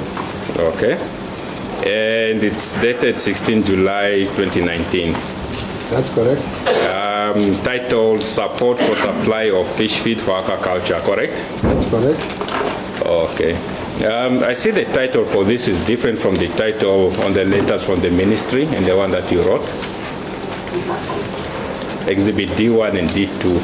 Yes, that's correct. So this title, Support for Supply of Fish Feed for Aquaculture, are you the one who came up with this? Yes, that's correct.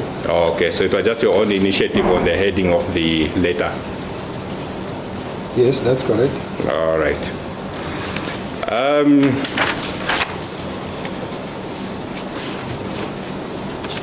Can you go to page 209 of this exhibit and 210?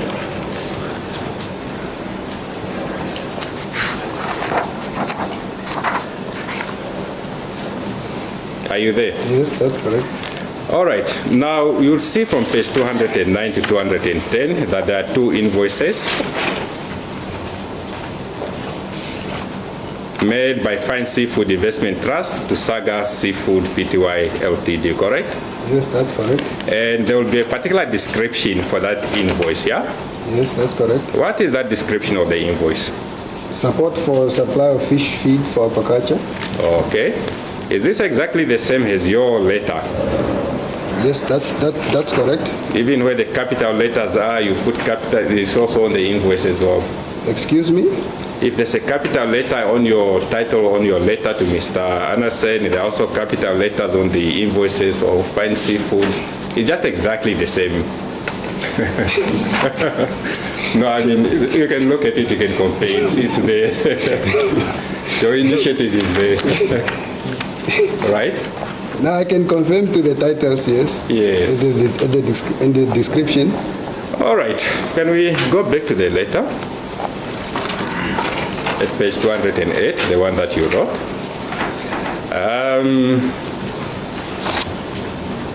Can you inform the court of the contents of that letter? Support for the supply of fish feed for aquaculture, the above subject matter-based reference. As part of our continued support towards aquaculture development and promotion in the country, I would like to authorize your company to support the procurement of fish feed for aquaculture projects in the different regions. These farms, as will be communicated, are pivotal for food security, income generation, and capacity building within the different communities. The total support needed is approximately 9 million and will be done through the relevant entities in the supply and trade of fish feed business. This initiative will be supported through tonnages of quota within the governmental objectives. I would like to thank you for your continued support. Please accept my highest consideration in this regard. Okay. So what we get from that letter, that there was an amount of 9 million, which was an approximate amount. That's correct. So it was more or less around 9 million. That's correct. Could be less, it could be more. That's correct. Okay. Now, when in this letter, you say that if the company supports the procurement of fish feed. Excuse me? In this letter, Yes. if the company supports the procurement of fish feed, Yes. what do they get in return? The initiative would be supported within the governmental objective through tonnages of quotas. Okay, so they were promised quotas in return, yeah? Excuse? They were promised they'll get quotas in return if they do support the project. No, they were not promised. It was indicated that it would be supported through governmental objective quotas. Oh, okay. Not promised. Oh, okay. Oh, Because this was a proposal to them, so you couldn't make a promise if just an indication. all right. Okay, I see. So let me just understand it. Does it mean that if for example they support, Yes. in respect of the support, Yes. they would get quotas? Yes. Is that what it means? Yes, Your Lordship, that is what it means, because I was engaging them to come and show their willingness to support. And if they then showed their support, we will then agree on what is the total amount, what is the quota price, what would be the total tonnages.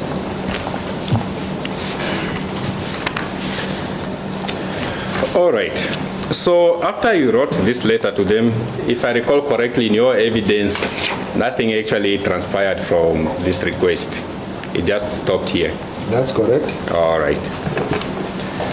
Okay, so this letter was written on 16 July 2019, correct? That's correct. And then if we go to Exhibit J, the agreement between Fishco and Saga Seafood Pty Ltd.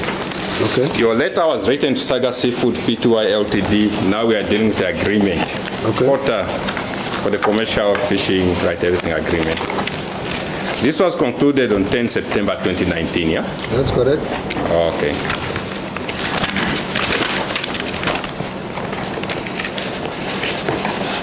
And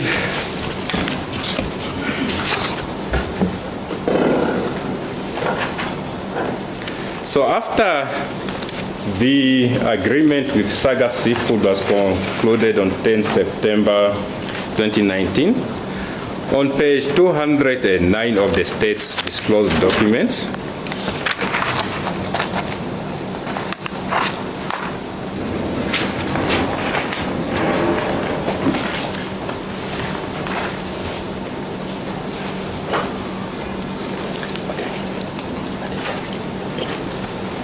we also have an invoice there from Fine Seafood CC.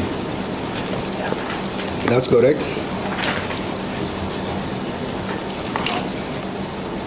Okay.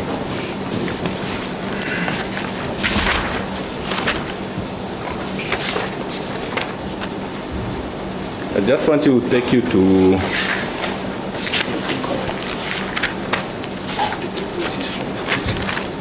and when is that invoice dated? 7th October 2019.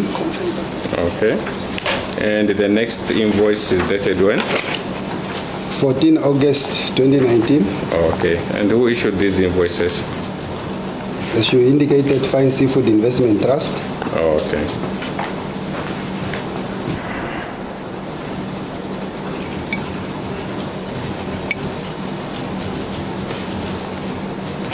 All right, if we go back to the forensic report,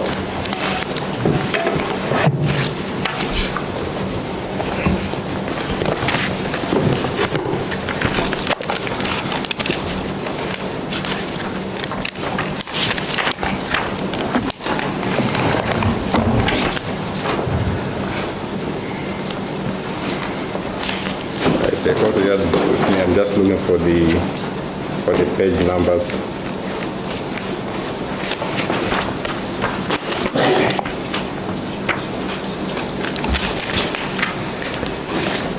All right, if we go to page 145 of the forensic report. 145? Yes.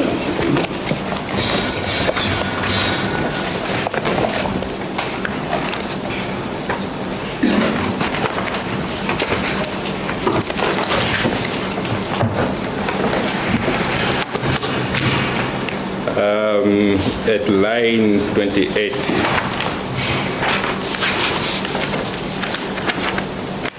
Are we there? Yes. Okay. There's an agreement depicted there dated with the date 10/09/2019, Fishco, Party 1, Party 2, Saga Seafood. The quota, 12,500 metric tons, price per metric ton in Namibian dollars, 1,600. You see that paragraph? Yes. And then there's also payments confirmed in the third last paragraph. That's of correct. 5,750,000. Yes. Okay. So this particular agreement being referred to, this is the agreement before court, isn't it? That's correct. Okay. Exhibit J.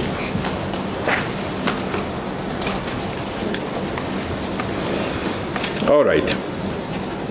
And it would appear on that particular page that insofar as only in relation to the 12,500 metric tons, Yes. there's a shortfall of 17,250,000, yeah? That's what the table says, yes. Oh, okay.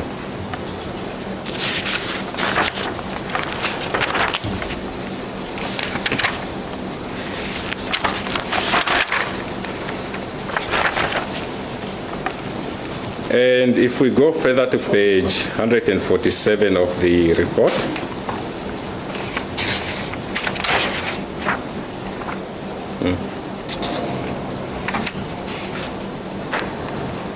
there are some invoices to Saga Seafood totaling 10,350,000, yeah? That's correct. Okay.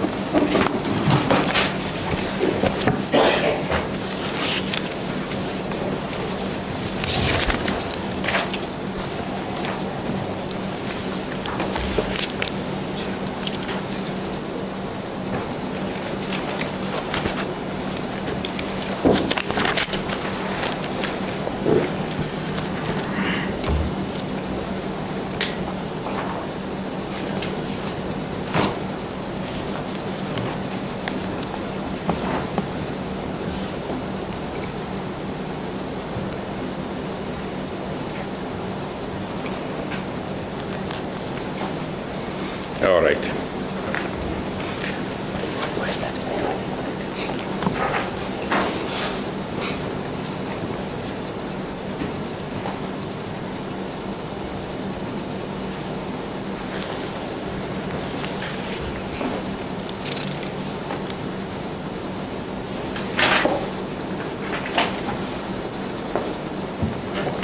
If the court will just bear with us, I'm just looking for a particular page.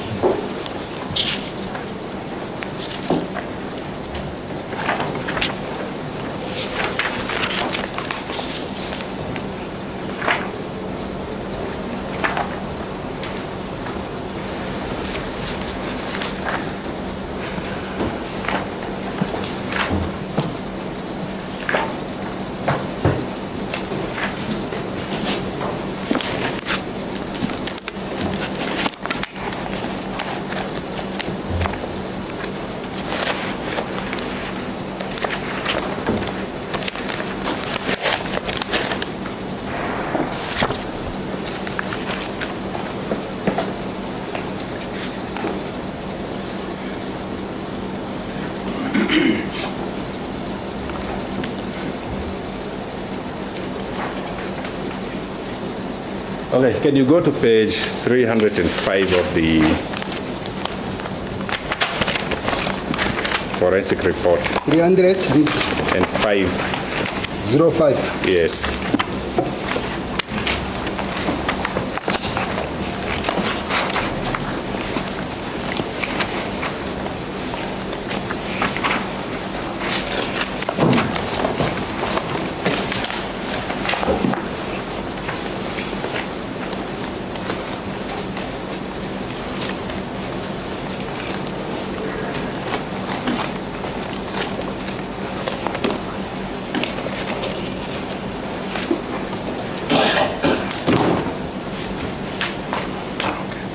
Are you there? Yes. Okay, there's an indication there from payments from the Samheji Group Fine Seafood Investment Trust, where the total of 10,350,000 is depicted here. That's correct. And it's indicated in paragraph 10.197 that a letter, we identified the letter dated 16 July 2019 from Fishco to Anderson from Saga Seafood, requesting that the amount of approximately 9 million be paid to procure fish feed for aquaculture projects through the relevant entities in the supply and trade of fish feed, and this be financed through allocation of quota for governmental objectives, yeah? That's correct. And then 2 invoices from Fine Seafood Investment Trusts, the details of which are summarized in the table below. That is also depicted there, yes? Yes. Okay.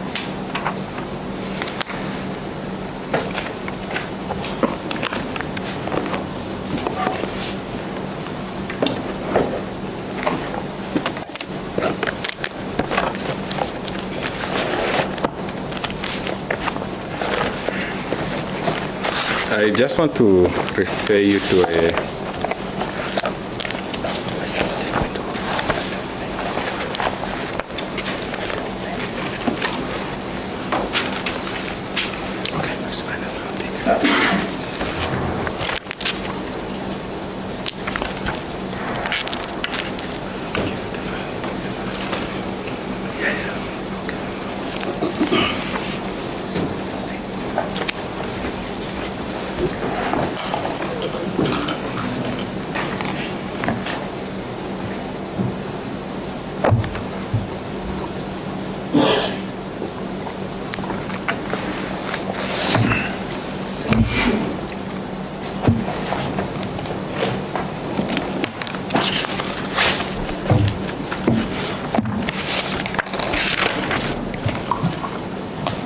Okay, I'll provide you now with a statement from one of the witnesses.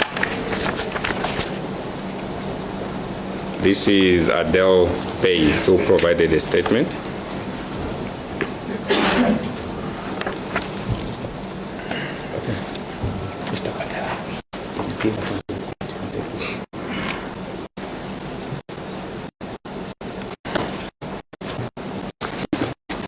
Are you in possession of that statement? Is it in the document or in the file? No, it's not part of the file.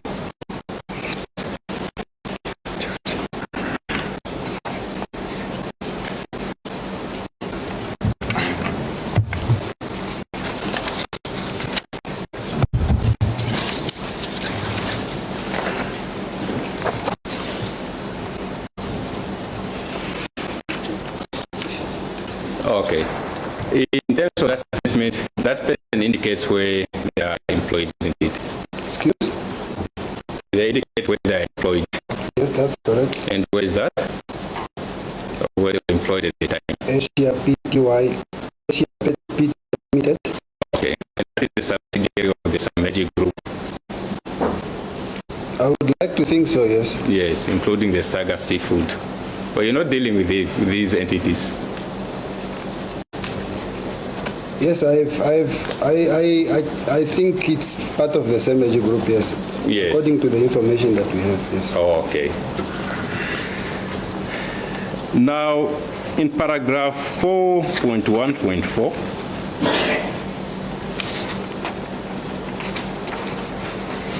of that statement, it's indicated that during the inspection of the Fishco accounts, yes, I noticed that Saga Seafood Pty Ltd paid a total of 10,350,000 to Fine Seafood Investment Trust during the period of August 2019 to October 2019. It has 2 payments of 5,175,000 effected on 2 separate invoices. And it goes on to say that one of the invoice dated 14 August 2019, there was a communication on a letterhead of Fishco requesting support for the supply of fish feed for aquaculture. And therefore, mentioned communique appears to have been signed by Mike Nghipunya in his capacity as Group Chief Executive Officer of Fishco. Do you see that? Yes, I can see that. Okay. So in relation to this transaction, your letter was attached to one of the invoices. In their filing, yes. Yes, in as their per the records. statement. Yes. Okay.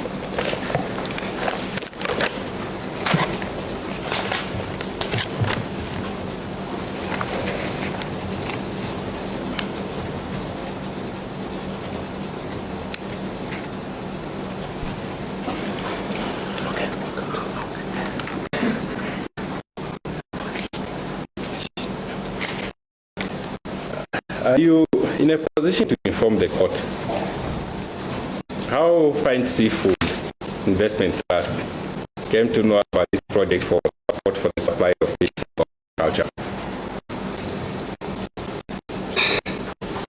Your Lordship, I have explained this issue before, and I will just repeat to say that when I wrote this letter,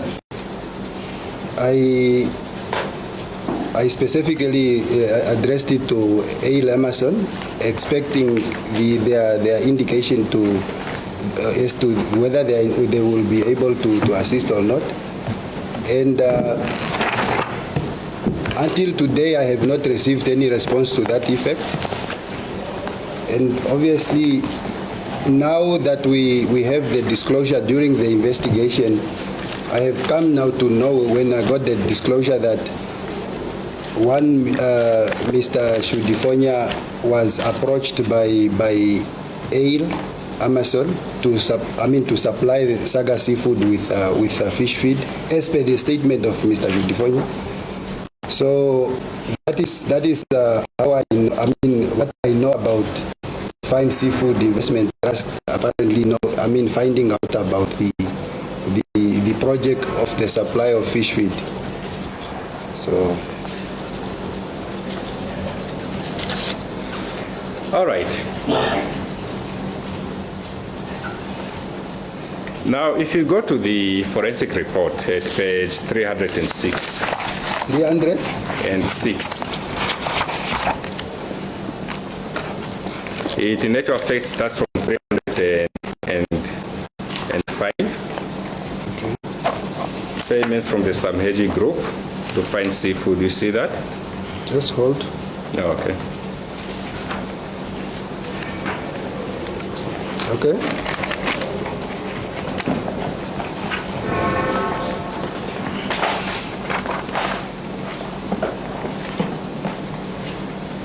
All right. What I'm interested in here starts from page 206. 200. 306. Apologies. Payments of 4,000,000 and 1,175,000 from the Sameji Group to Fine Seafood Investment Trust. Okay.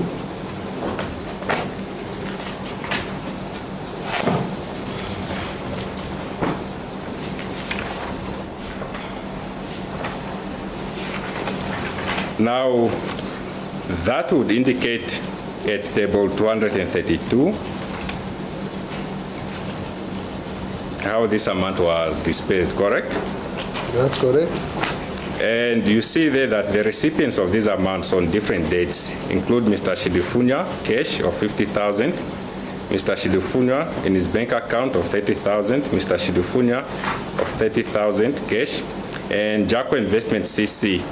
In actual fact, got a bulk of about 5 million, yeah? That's correct. All right. And then if we move on to page 307, the distribution of funds from the 5,175,000, the next invoice, you can see there that with regard to the distribution of those funds, Mr. Shidifunya got 100,000 cash. Jaco Investment CCs appears to also have received the bulk of that, 1,230,859. Jaco Investment CC again received 140,000. You see that? That's correct. Now, from the distribution of these funds, you will note that Jaco was the recipient of the bulk of the funds, yeah?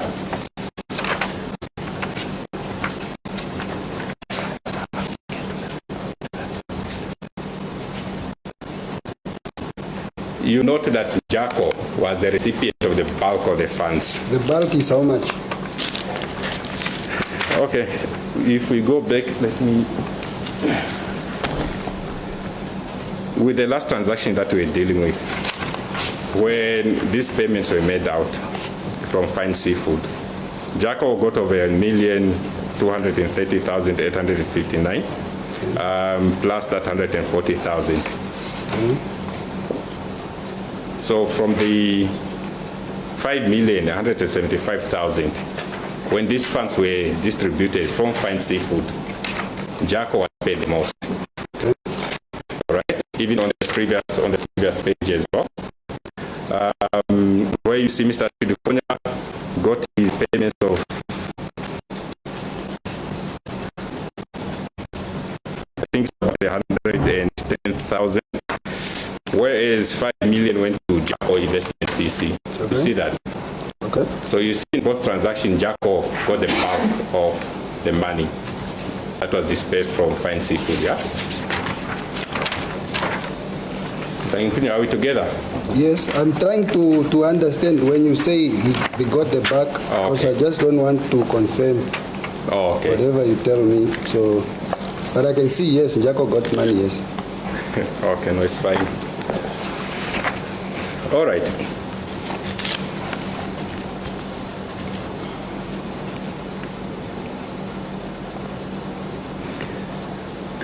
Mr. Nghipunya, how do you know him?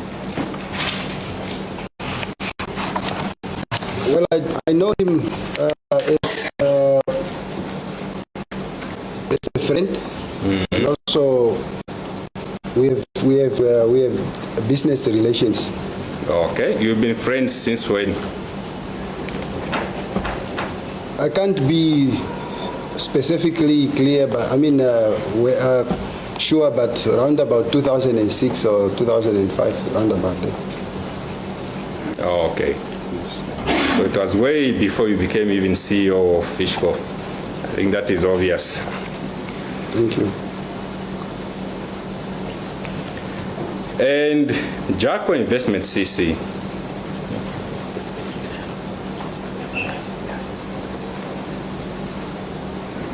All right, Jaco Investment CC, you were also aware that this is a corporation in which Mr. Nghipunya has an interest. I was also aware. Were you aware? When? Were you aware at any stage? Yes, I know. Well, since when?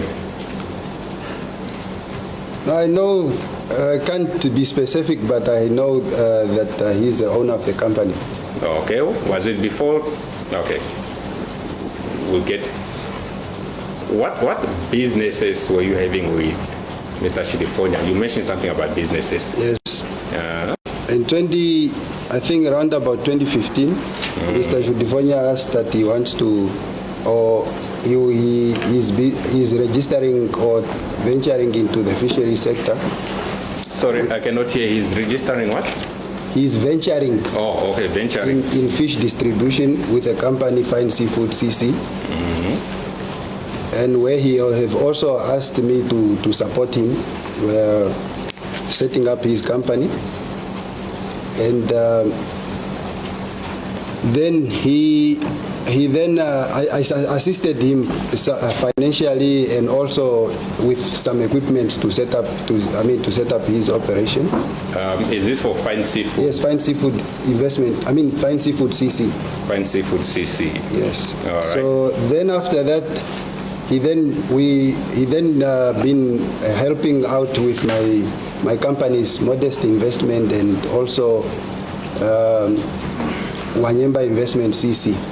Oh, okay. Because I was always, I was in good rates and he's on this side, so he would assist from time to time. In what? So, excuse? No, you said now so. You can ask. Yeah, I don't want to be said I'm interrupting you because. Yeah, you can ask. I can ask. Oh, okay. In what manner was he assisting in your companies, Modest and Gwanyema?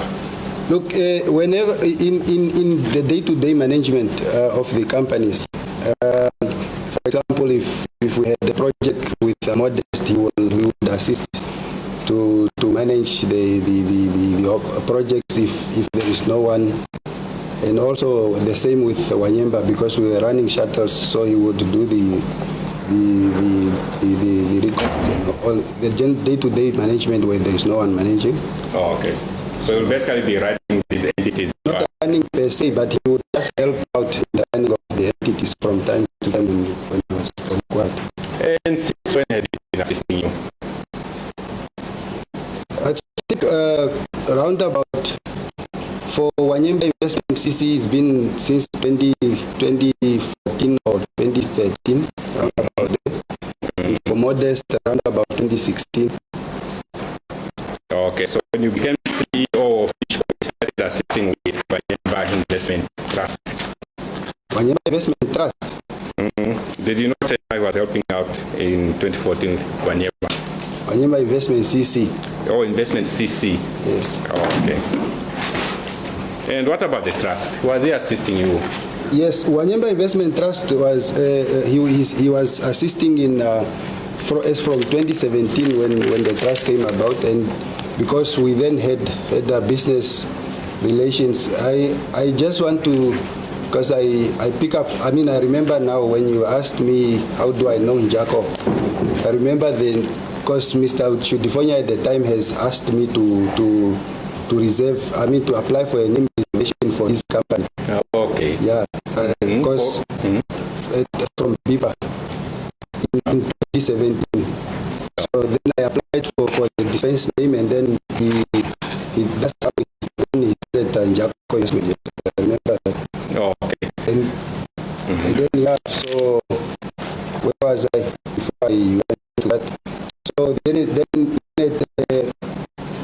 2017, when we then had I made a decision to invest in diamond mining in Angola, and Mr. Judiponya had shown interest as well in partnering, because I've introduced to him the diamond mining in Angola project through Modest investment, and I have asked him to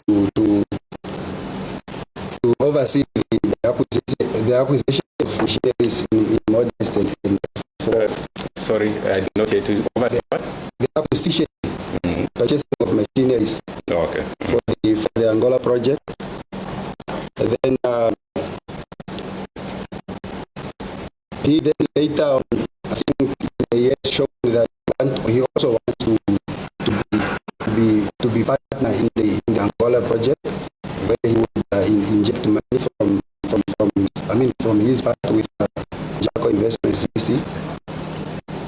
And the condition of his investment was that he was going to also be involved in the management, or to carry out the management of the Angolan project, and to be involved in the running of Wanyemba Investment Trust as a way to have control and oversight on the use and operation of Wanyemba Investment Trust, because that is where the investment in Angola was going to be done through. Okay.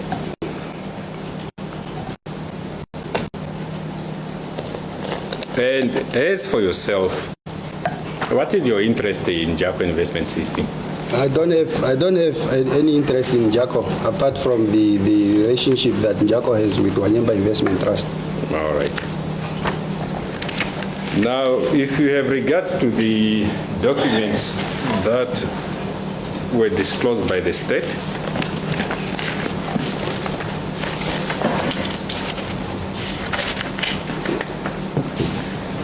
in particular, if you go to page 200. 200 on the dot. Yes, in the documents disclosed by the state.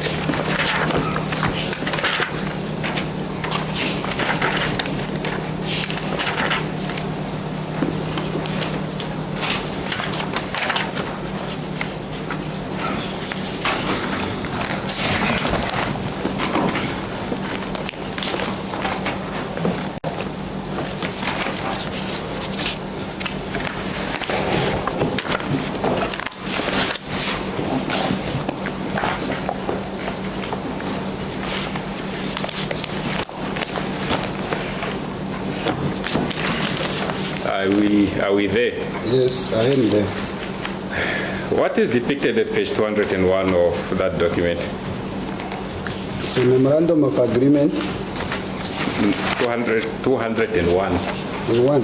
Yeah, we'll get to the agreement later. Let's Sorry, deal with. I was on the wrong page. You could just have an opportunity to just look at this document quickly, and then I can, because potentially it's one of those areas that I have a feeling I had.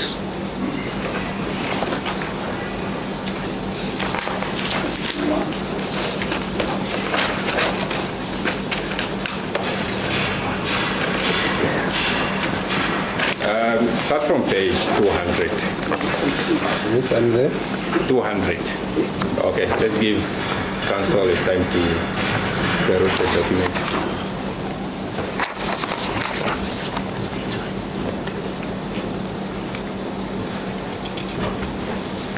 Are we there? Can we? All right. What is depicted at page 200? Application for reservation of proposed name. Addressed to whom? To myself by the Ministry of Industrialization, Trade and SME Development. Okay. Yes. And what is the content of that letter? The application for the reservation of proposed name dated 2010-02, 2017 refers. We are pleased to inform you that the reservation of a proposed name, Jaco Investment CC, has been approved and is valid from 2010-02-2017 to 10. Excuse? 10-02-2017. 10-02-2017 to 09-04-2017, subject to the approval of the Minister of Industrialization, Trade and SME Development, as stated in the Government Gazette, dated 15 April 2010. Okay. And what is depicted on page 201? That's the application for reservation form. Name of the applicant? That is myself. Okay. In respect of which entity? It was Jaco Investment CC, 12 Shine Investment CC, Takatumbe Investment CC. Okay. And Jaco was approved? Yes. Okay. On 10 February 2017? That's correct. All right. And you say you have no interest in this company, in this CC, you just assisted your friend to register it? That's correct. All right. If we go to page 202, there's another document on that particular page. Are we there? That's correct. And it is also alleged that this document is retrieved from the desktop that the first document was retrieved, the other agreement that we're dealing with. Okay. And what is this particular document that we are looking at? It's a memorandum of agreement between Mike Nghipunya and Othniel Ndanditonga Shudifanya. Okay. Mike Nghipunya, ID number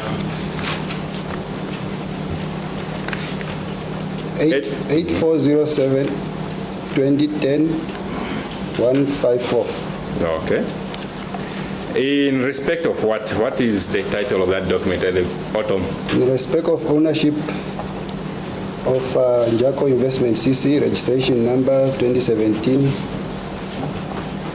CC 2017-01658, and the utilization of revenues received or generated by the entity. Okay. This is in relation to the same CC that you had registered, correct? That's correct. All right. No, that's not correct. Sorry. Not registered. I just reserved the name, yes. Yes, my apologies. Thank you for the correction. Now, if we go to the introduction, what is the introduction of that document?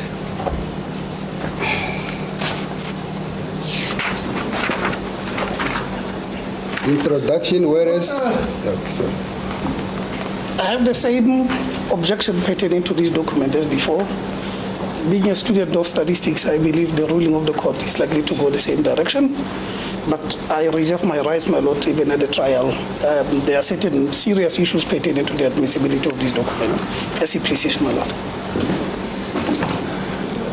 Has already indicated if he does not wish to answer, he does not have to. No one is forcing him.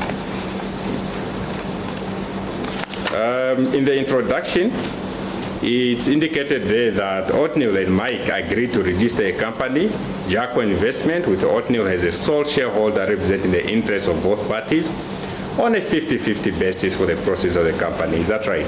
That's correct. Okay. And then when you go to the next page, on the rights of the parties, in 3.1, it's indicated that Oatmeal hereby agrees to hold and represent the interests of both parties at all times. 3.2, Oatmeal agrees not to claim ownership in part or whole or of other funds transferred to the company's account from time to time, thereby recognizing that such funds are not part of the day-to-day operations revenue of the company, but belonging to Mike, unless it is clearly agreed by the parties that such funds are for Oatmeal. That's correct. You see that? Mm-hmm. And then 3.3 goes on to say that Mike agrees not to claim ownership in part or whole of the operational revenue of the company, as that will be shared on a 50-50 basis whenever distributed, yeah? That's correct. And 3.4, it says that all parties agree to notify each other at all times before utilizing any funds of the company for any purpose, regardless of the amounts so utilized. That's correct. All right. If you can assist me, what is the consideration in terms of this document? In consideration of the representation by Oatmeal for the parties, Mike will remunerate Oatmeal from other funds as they come in from time to time without being compelled to do so, but rather in good faith. The company will hold a check account with Nedbank Namibia, and Oatmeal shall be the sole signatory to the account. The company will also make use of internet banking, and both Mike and Oatmeal will have the password to the internet banking services for the safekeeping and control of the company's funds. In the event where Mike is deceased, then 80% of all incomes, including other funds and operational revenue, as well as 50% of the shares in the company, will be transferred to Wanyamba Investment CC. In the event where Oatmeal is deceased, 50% of the shares in the company, including 50% of operational revenues available for distribution, will be transferred to his estate as contained in his will. Okay. Your Lordship, I see my colleagues are complaining that it's lunchtime.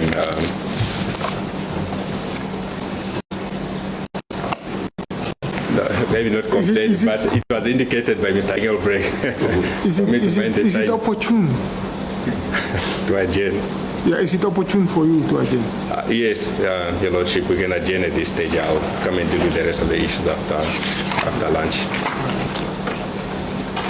Court will then adjourn until 2:15. Court rise.